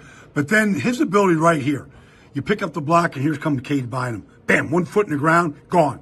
Touchdown. Nobody touches him. All right? But it was everything. You could run it, you could hand it off to him, you could throw it to him, like they do right here. Just the short little middle check down right here over the middle. Because he picks up so much ground so fast, and then he breaks tackles. 18 yards on that little check down right there. And then it's just really everything. You watch him up the middle here for the second rushing touchdown. Like when you can run it from the 8-yard line, look at this thing open up. Like, they're not even going to touch him. He's into the end zone. And then you can hand it off to him. You can throw it to him. And then his blocking right here on this touchdown to Khalif Raymond is the block that freed him. He gets this block on the outside. Josh Metellus is covering him. And here comes Metellus. And all he does is just shield him right there. So Khalif Raymond goes 21 yards for a touchdown. And then when it was time to just finish the game, like they're down by a point, 29-28. All right, they got to get in field goal range. You could just toss it to them. Here comes Penei Sewell. There goes Laporta. All right, there's Ragnow. And then he makes Harrison Smith miss. Again, next play, very next play. You know what? You can hand it to him. You can throw it to him. You fake it to him, and then throw it to him. He picks up so much ground in a hurry. No wasted steps. 16 more yards there. One more completion, and the Lions would kick the game-winning field goal. Bijan who, Bray? Bijan who? Yeah, it seems like Jahmyr Gibbs has found a home in terms of coming out of his shell in this Ben Johnson offense. He's just amazing. You look at it, and I love what you said when you responded on P. No wasted movement. No wasted movement from point A to point B. That's how you get to a place, man. You try to waste no moves. Also, too, he can do it all. You're starting to see him. And what you have to give him, Maz, you got to give him credit. Because you know that this guy is studying the playbook. He is in the meetings. He is spending extra time because he's not just running the ball. He's got the backfield. He's part of the RPO. He's split out. He's playing wide receiver a little bit. He's running between the tackles. He's picking up blitzes. He's a complete player for this offense right now. And kudos to him, man, because when Dave went down, he was the shining moment in that, and he took over in more ways than one. Jahmyr Gibbs is just playing well. He's fabulous, and you know that since the day they took him, he's been my favorite. I love watching him run the football, and it's the luck that we have here.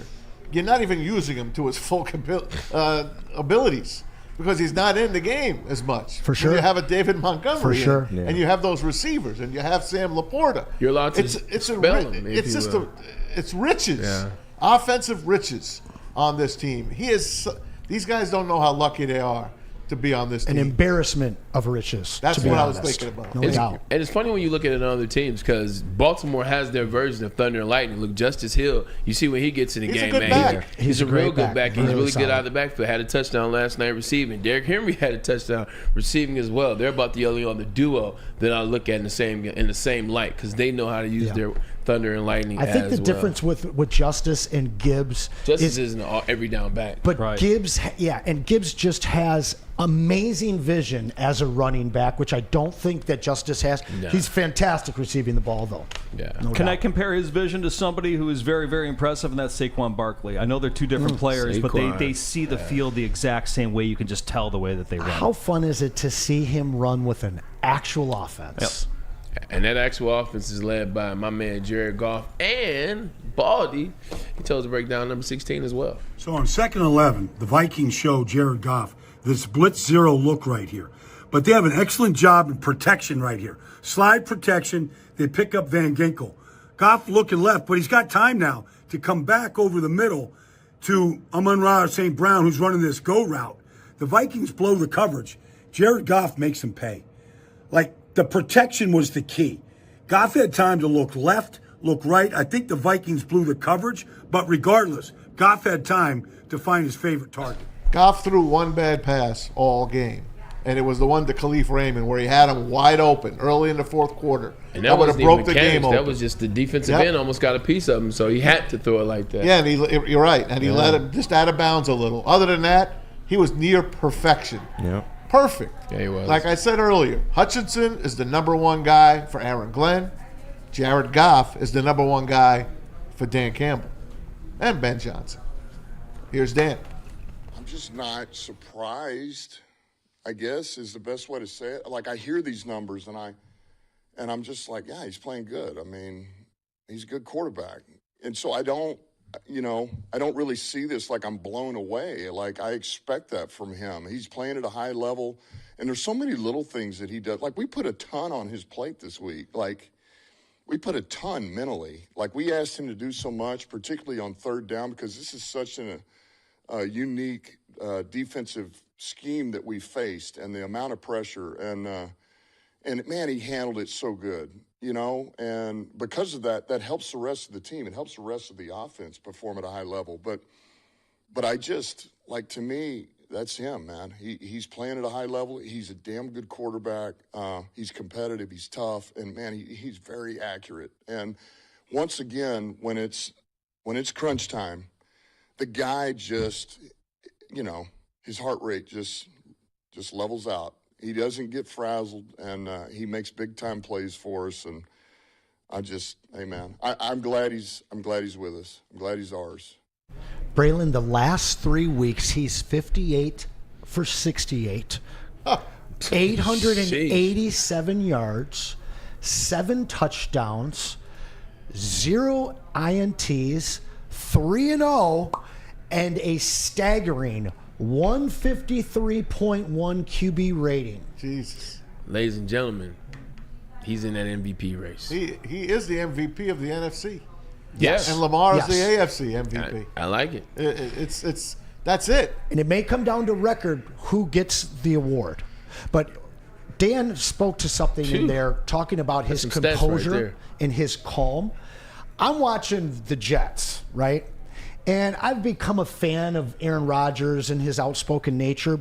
But I'll tell you what, as a teammate, that's got to kind of be like living with an alcoholic, abusive father. Because that guy wears his emotions on his sleeve, and if the slightest thing goes wrong, you don't even want to look at him. Because he's just angry, he's fuming, you can feel his emotion. Jared Goff is the picture of cool out there. It does not matter what happens. This guy is unflappable, and that cool he gives to his team, whether they're down with 13 seconds left, it doesn't matter. Not only does everybody on that field know, but now every Lion fans knows we're not out of it. We're probably going to win this damn thing. Yeah, I play with quarterbacks, that are frazzled, when times get tough. I play with quarterbacks who are just overly loud. Who got frazzled the most? Overly, always pointing at some, probably Derrick Anderson. Like, Derrick Anderson just, like, when things look a little bit off kilter, he gets panicky, the eyes get big in the huddle. He starts to yell a lot, and he's pointing at guys like, oh, man, this guy. How was young Russ? Russ was always calm, cool, collective. He didn't always know what was going on. But he was always calm, cool, and collective. I can see that. Yeah, 100%. As he grew into mine, I wasn't there. But that first year, even when you could tell, like, all right, Russ is trying to find it, he's trying to figure it out, he still was always kind of chill. Mark Sanchez, he looked young. It took him a while, but he was fun. Mark would always, like, when he got frazzled, Mark's crack a joke. That's what he'd do. Like, I remember one game we were playing out in Oakland. This is when they still were in Oakland playing the Raiders.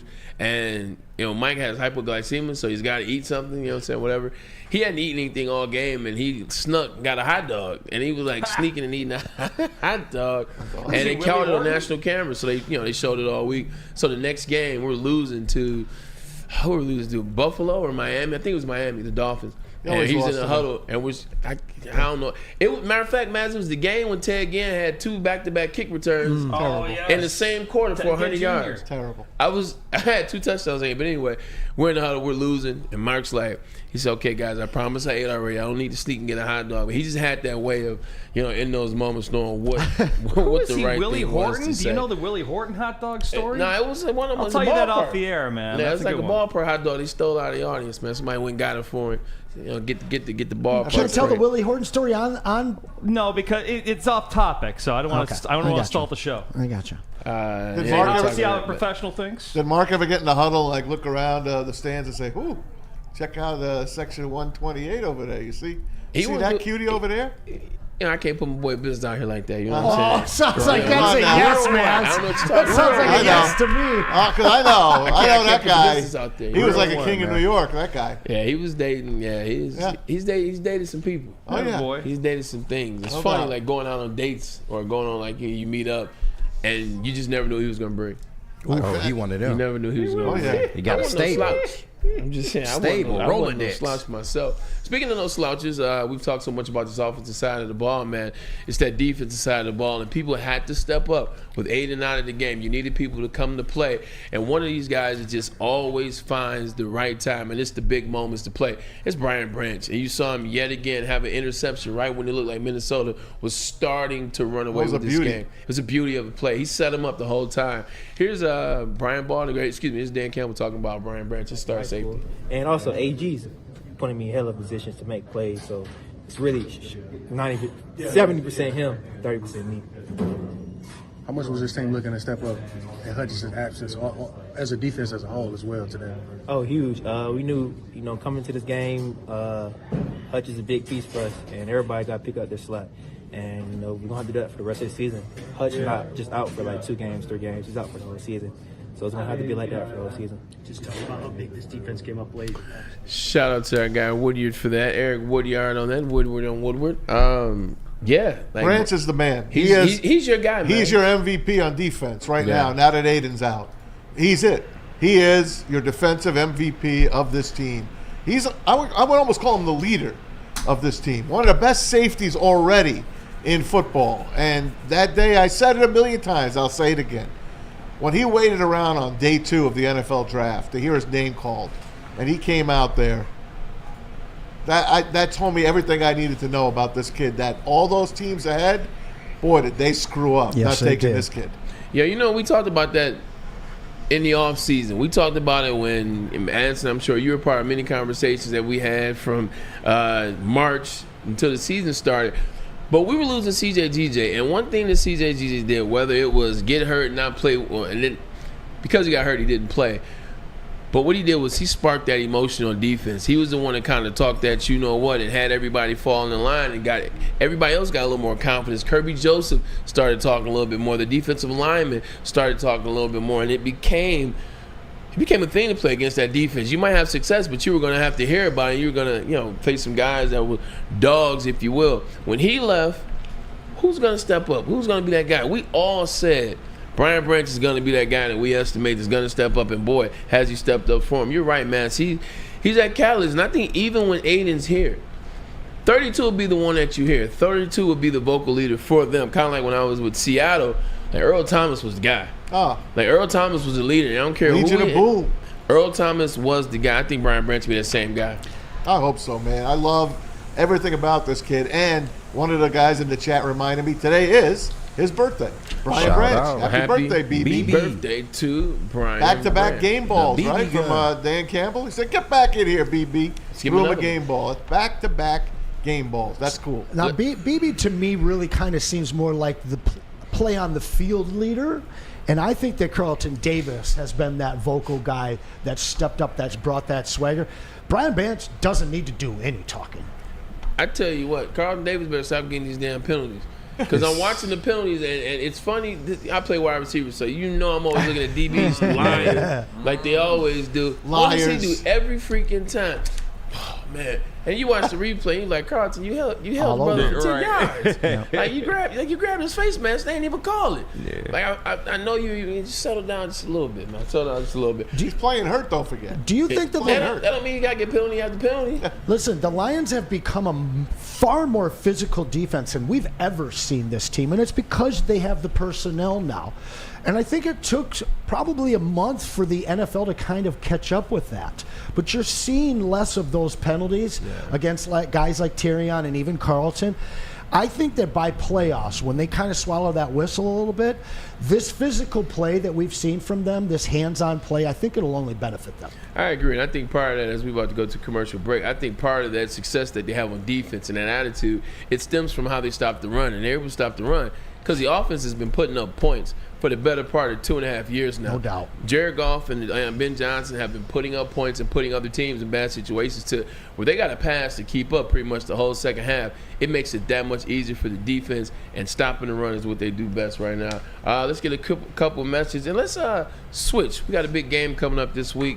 We'll talk about it next commercial after this break. But first, get a message from the pregame show.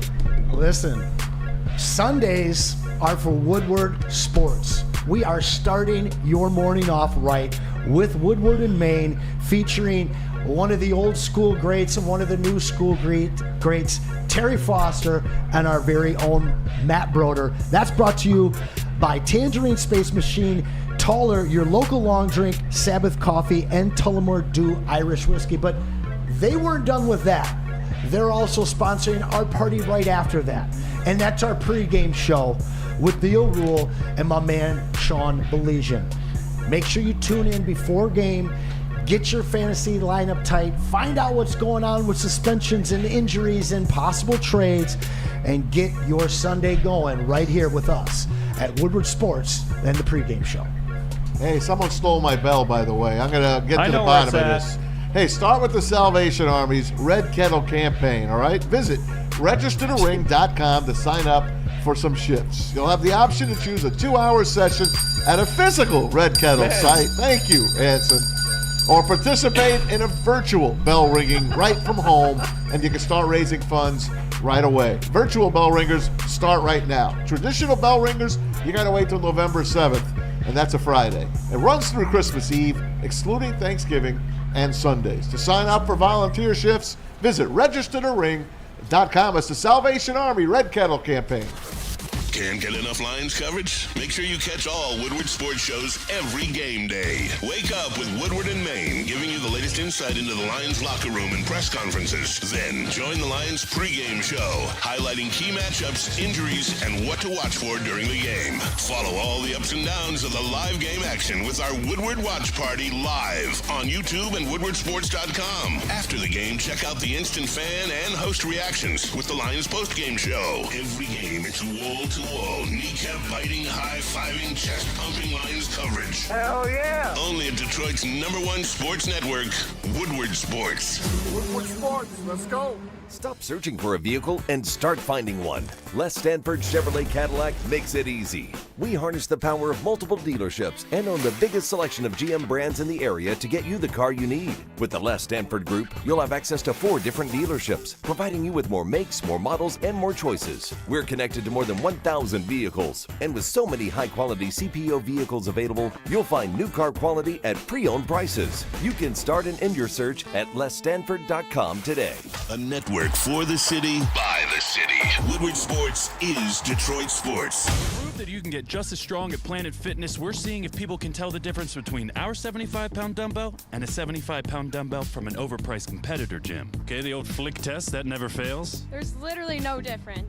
Plus, you can save $28 or more when you join today. Wow. Why would I pay more to lift the same weights? It's the Planet Fitness Strong Choice Sale. Save $28 or more. Join for $1 down, $15 a month, cancel anytime. Deal ends October 10th. Planet Fitness. Light price, strong choice. The most talked about Detroit media by other Detroit media, and we love it. It's the Woodward Sports Network. Walk into any Lady Jane's Haircuts for Men today. Open 7 days a week. Sit back, relax, and enjoy a precision haircut, scalp massage, hot leather neck shave, and hot towel treatment from one of our talented stylists. Step up your game this season and take advantage of our $20 haircut special. Scan the QR code and get your coupon today. Lady Jane's Haircuts for Men, the ultimate haircut experience. Open 7 days a week. Walk-ins always welcome. Lady Jane's Haircuts for Men, it's wicked awesome. Love Woodward Sports? Love wearing clothes? Then you should be wearing Woodward Sports clothes. Check out our full line of merch at woodwardsports.com. Just click on shop. We have all your favorite designs, like Dan Campbell kneecaps, Woodward golf, and of course, our own logoed out merchandise. Men, women, infants, kids all love Woodward Sports. Impress your friends. Impress your boss. Impress your dog. Buy Woodward Sports merch today. Is that an octopus in your pants, or are you just happy to see me? See what I did there? Go Red Wings! From Octopi Experts Woodward Sports. Tangerine Space Machine, the easy drinking IPA with out of this world flavor, and we mean literally out of this world. It's the official beer of outer space. Grab yourself a can of this intergalactic goodness, smooth and juicy pause with the refreshing crushability. Take your taste buds to the moon with Tangerine Space Machine, brewed right here in Holland, Michigan by New Holland Brewing Company. Glad you got that pause in. Signature wings are now here at Soroki's. Look, man, we ain't gonna waste no time. Lemon pepper is the flavor to go, but all of them are fire. The buffalo, the honey barbecue, parmesan, they all hit. And so does the crispy chicken as well as the pizza. The final sodas. Soroki's is just the spot for you. It's football season. Doesn't that sound good? Get a little pizza pie, get some wings, maybe some crispy chicken, add some salads, some fresh sides in there, and don't forget the biscuits. Sounds like you got a Monday night, got a Thursday night, you got a Friday night, you got Saturday. Maction is Tuesday night. That's right. Little Maction Tuesday right there from MP Spy Vet. Make sure you're going to Soroki's and getting them wings. But after you eat those wings, it's time to get in shape, cuz the wings will sit on you and they get you fat. Planet Fitness wants to keep you in shape. That's why they have over 50 metropolitan Detroit locations. They are just the gym for you. It's no judgment here. Now, you can come in any type of shape and do what you want to do. But they are aimed to get you right because your fitness is essential. And they also have a fitness plan that fits into your budget. So don't forget about that. Planet Fitness, where your fitness is essential. It's not like going to the gym, man, or working out or walking or whatever you choose to do to get some movement in your life, man. It makes you feel good. It's a healthy way of life. Working out gives you legitimate energy, and it keeps you from checking out too early, man. I bet you burned a lot of calories, KG, working at Comerica Park. Oh yeah, big facts. That was a job, man. Climbing up them stairs took a toll on my knees a little bit, but it was a fun job, man. I wouldn't trade it for anything. The experiences that I got to have, so yeah, a little bit. Let's hear a KG beer call. Okay. Let's hear one. Back off the mic if you do it. Hey, I got that beer, baby. Let's go. Hey. You know I got you. Let's get right. Oh, man, I was killing it, man. I bet you were. I'd have bought one from you. How many dates did you get off? You said how many dates? Yeah. Not many. No? No. Smart answer. Women don't want to date the concessions. Biggest tip you ever got? Biggest tip, $150. Sweet, Solid. dude. How many beers were that? How many beers? That was about maybe 2 or 3 beers, but it was somebody with a lot of money. So That's sweet. KG. Tom Mazaway, you know what? We've talked about a lot, Detroit Lions. Let's hear about some other teams around the NFL. What other stories are brewing in the great National Football League? Oh, it's always great with the National Football League. And we got some treats coming at you. Bill Belichick, who has just reinvented himself to be one of the most lovable guys that you could ever want. He's funny. He's lovable. You already know he knows what the hell he's talking about. But the first piece of sound I'm going to play you from the Pat McAfee show is him talking about your Detroit Lions. Detroit right now, one of the things I really like about Detroit is their physicality on both sides of the ball. They're very physical on offense. They're very physical on defense. They got a great offensive line. They're a strong team. And I think that physicality will serve them well. They're in a tough division. And, I always felt like when we were in the NFC East that the Giants getting through Philadelphia, Dallas, and Washington in those years, if whichever team survived, you had a really good chance because you're really battle tested, and there were multiple years in there. You could put San Francisco in that group too, even though they weren't in the NFC East. But whichever team could survive there for like almost that whole decade, that was the team that was standing at the end, whether it was Washington, San Francisco, the Giants. So that's I think it really hardens you, and certainly that NFC North is a tough division now. and the Lions are a very physical, strong team with a lot of skill if they can keep it going.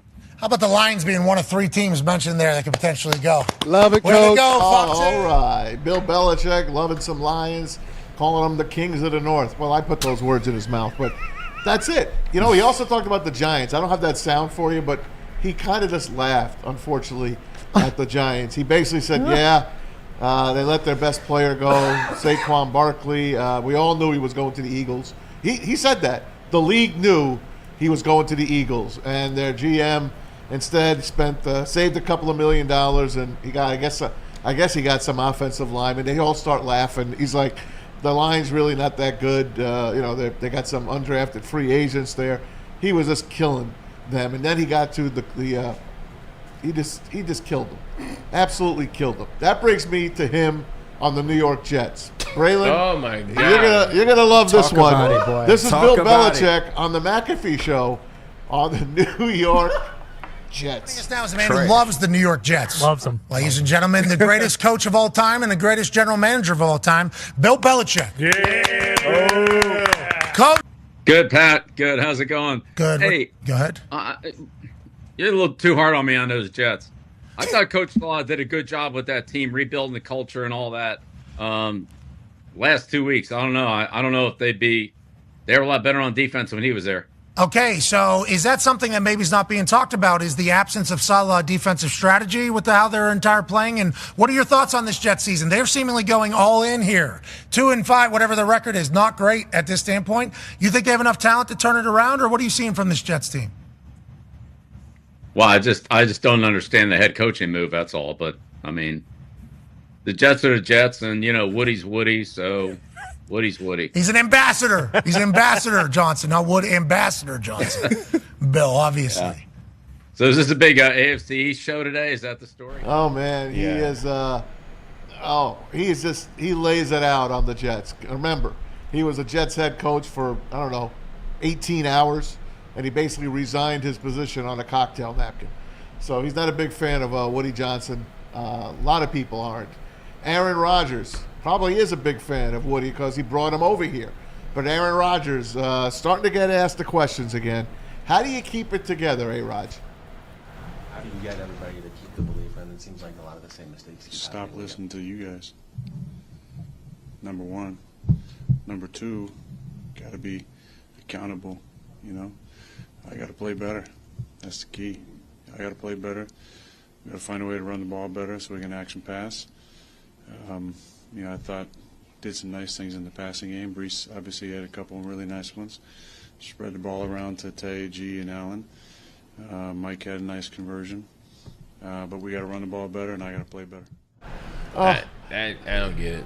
Yeah. It's just how he sounds, man. Yeah, he's just defeated. That man retiring at the end of the year, I promise you. The wave of emotions that he's going through and is everything else. And obviously there's a lot on this as well for him. I didn't cut him any slack when I talked about where he should have been before the season started. But just as a person, man, like the wave of emotions from last year to starting to get injured to coming back and all this and the team and the injuries and piling up, firing at the coaches, what you created. There's a lot. It ages you. Would you describe him as inspiring, Braylon? No. No, not even close. Not at all. Honestly. And you bring a guy with that kind of experience in the NFL, you bring a ring. This is a guy that's supposed to be the benevolent dad, the guy who raises you and brings you up and protects you and fights for you. This is the alcoholic, angry dad who's on his way out. And he's playing like it. We've seen glimpses, of old Aaron, but we've seen more of the face and the energy that we just showed you in that clip. And that's just going to bleed through your entire roster, period. You hit it, man. They might have been better off with Zach Wilson. That's a mic drop for you. That's a mic drop because he is an energy vampire right now. Does he talented? Yeah. Is he playing basically on a leg and a half? Well, pause. He's basically playing on one leg right now. He's not really using the leg that had the Achilles tear. He is getting better as far as his mobility. You could see it. He's getting used to it. But like Braylon said earlier, he could have done other things in the offseason than what he did. It's a brand new team. I think he was a more positive person last year when he had a cast on his leg. Yeah, when he didn't play. Right, but he had a cast on his leg, and he was on the sidelines. And he was trying to pump up the teams. And nothing's going right. You see Garrett Wilson. I think it's bled over to Garrett Wilson. Garrett Wilson looks like a little whiny crybaby. I saw that in the first 2 weeks. And now they didn't give a ton to get Devontae, but look at this team is literally giving up all of their assets as well as their coaches to make one guy happy that can't seem to put it together on the field. They will, though, because they have too much talent to stay a losing team. I'm telling you. All right. They're not good. They're not. But there's too much talent on this team. They will start winning some games. Talent ain't going to get you I guarantee you to the playoffs. When it comes to the end of it, they're going to be close to being in the playoffs. I've seen really talented teams sunk by bad personalities. Period. Ray, do you think they have enough talent going forward at 2-5 to resurrect this team? With now Devontae Adams there for more than like 2 days. They signed Reddit.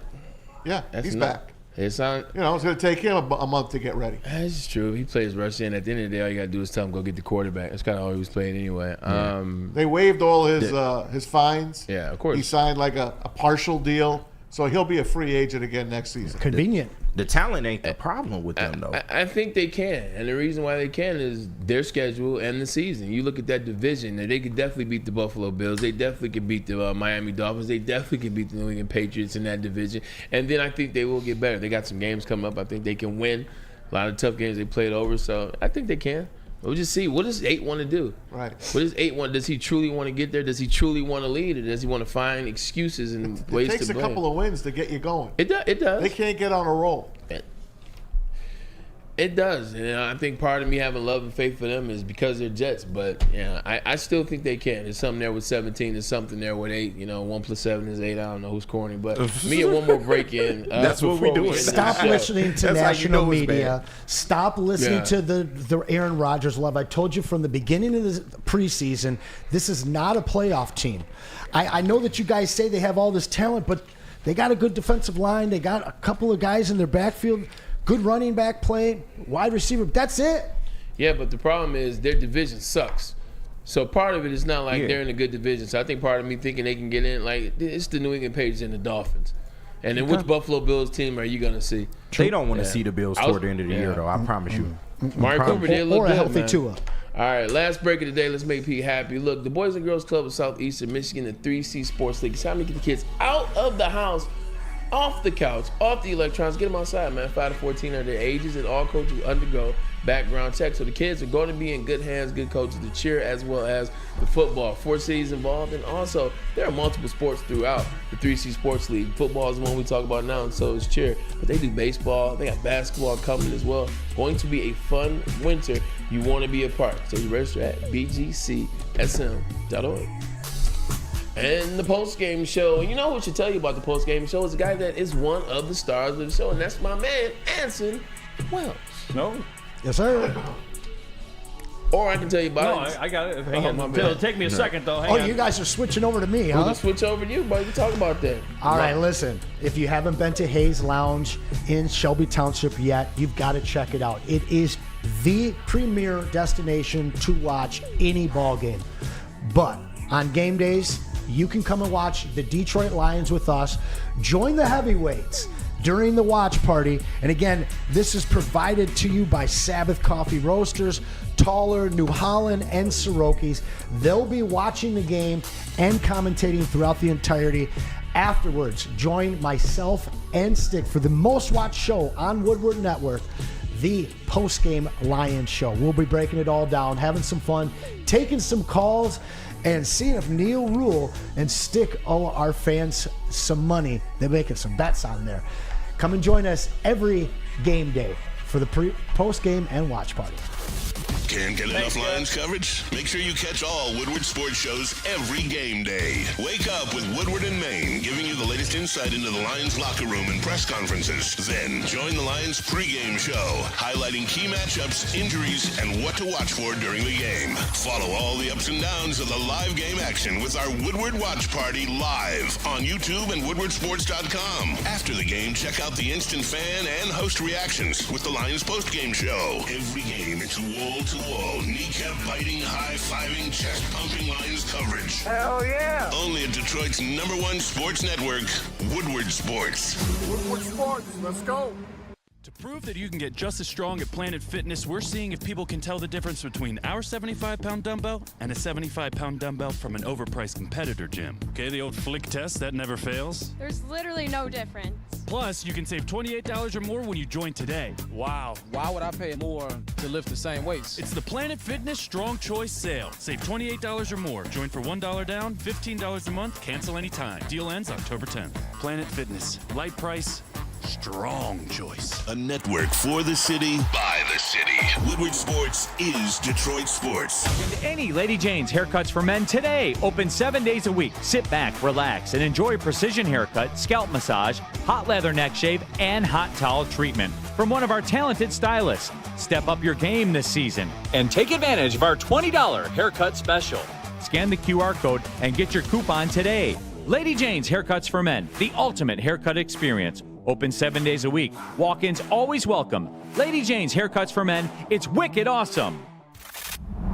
Love Woodward Sports? Love wearing clothes? Then you should be wearing Woodward Sports clothes. Check out our full line of merch at woodwardsports.com. Just click on Shop. We have all your favorite designs, like Dan Campbell kneecaps, Woodward Golf, and of course, our own logoed out merchandise. Men, women, infants, kids all love Woodward Sports. Impress your friends. Impress your boss. Impress your dog. Buy Woodward Sports merch today.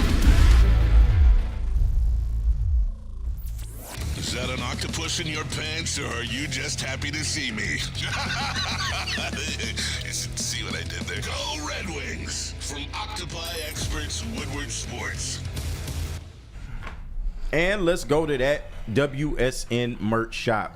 Go to woodwardsports.com, click that shop tab, and we got everything that you need to get fresh for the games. You know the Pistons tomorrow, we got you covered, man. You know the Lions play on Sunday, we got you covered. Tigers next year, but you might as well get it in early, man. They're going to be a better team next year. And, of course, we got your Wings, man. They on the way back. Don't you give up on them Wings, man. We got everything that you need and more at woodwardsports.com, and click that shop tab. And while you're doing that, how do you drink some liquor? Hey, man, 1800 Tequila, the official tequila of Woodward Sports Lions watch parties and post-game show. Join 1800 Tequila and Woodward Sports every Lions game live at Hayes Social in Shelby Township. There's word we will have 1800 girls there. I don't know what that's about. Shout out to Spencer Raxter. And celebrate the wins with Smooth 1800 Tequila, proud sponsor of your Detroit Lions. 1800 Tequila, the best taste in tequila, and please drink responsibly. Caesars Sportsbook is the sportsbook of Woodward Sports. And what if I told you you could bet up to $1,000, and if it didn't hit, you can get your money back in bonus bets? Well, that's what you can do with Caesars Sportsbook. Scan this QR code right above my head and make sure you use code word. You ready for it? Woodward 1000. It's all caps. Woodward 1000. Yo, man, this is where we make the bets. This is where the big boys play. So come on over to Caesars Sportsbook today. KG, you're funny, man. I guarantee you, if I hung out with you a little more, I probably had to come in and work with red eyes. You see how you get it in? Oh, yeah. You seem like I don't you play. Get it in. I don't play, man. 1800. 1800. Yeah, he did mention it. Smooth. We got the 1800 girls. They will be at Hayes Lounge. Or, excuse me, at Hayes Social this weekend. So make sure you guys come and join us for that. Do want to ask you guys to hit that smash that like button one more time. We got a bunch of likes in there. Appreciate you guys coming in today. I know we got some more time. I just wanted to ask for them likes, baby. Oh, appreciate it. I'm a married man. Let's not get too out of control. Trying to get wild. But I will gladly look at the 1800 girls. Simmer down, simmer down, simmer down. You know what today is, ladies and gentlemen? It's the start of the NBA basketball season. The first major game tonight. Boston Celtics, the reigning defending champs, and the New York Knicks. In the 10 o'clock game, you'll see Anthony Edwards versus LeBron James, who goes after year 22. It's very impressive. LeBron and Junior. You know they're gonna have their moment. They're gonna sub me, man, early. Get the point out the way. Blah blah blah. And you know what? At the end of the day, I'm here for it. I love the fact he was able to play that long, get his son into the league. It is what it is. The Pistons though, Trajan Langdon, and I like JB Bickerstaff. They seem to have figured some things out. Heard JB Bickerstaff talking today about this team. What is your true prediction, or where's your true side of vision for the Pistons now as they open up tomorrow? Tomorrow, the Indiana Pacers coming to town, who I believe will be one of the Final Four in the East. Halliburton. I don't think I'll be the only one to say that. They're very good. They're getting better. Pistons are getting better. They're getting a lot of talent now. They just got to play together. Bickerstaff is the guy that's going to pull this team together. And we talked about this a little last week. Anson, I'll throw it to you guys because you guys think they're going to at least double their win total. Yeah. One of the most important and telling things that I have heard this week, I got a chance to hear Tobias Harris asked why he chose Detroit. Money? No, it all had to do with the excitement he found in the front office, the sincerity of the new direction that the Detroit Pistons have had. Now, we still got the same owner, but it does seem like we've gotten it right, especially in comparison to what we just exited. We had a coach that did not want to be here, that was not interested in developing our young talent, and we have a guy who's a second-generation NBA mind in Bickerstaff that has embraced this opportunity with a cleared roster base or cleared salary. Basically, you got 6 core pieces. He came in, added the veterans that you needed to. You get an exciting young player in Ron Holland. And the fact that you can get a guy who's already been here, never won a playoff game, has gone and seen success with the 76ers, but wanted to come here in the midst of a brand new regime should speak volumes to Pistons fans that this situation here downtown at LCA for the Detroit Pistons is in the right direction finally. Yeah, I'm happy for this season. I'm happy for Cade Cunningham. I think 2 things. I think one thing is when you're explaining something, you got to explain the why you do something. And I think a lot of times with coaches, you look at Monty. Monty's a little older. He's used to having stars, used to having veterans. He's not necessarily going to break down the whys and how you should do a thing and why that thing is going to succeed or why that thing is going to fail. And I think when you're dealing with young players, you got to have that. And the other thing, I think Cade Cunningham, like you said, he's played some really good basketball when he hasn't been injured.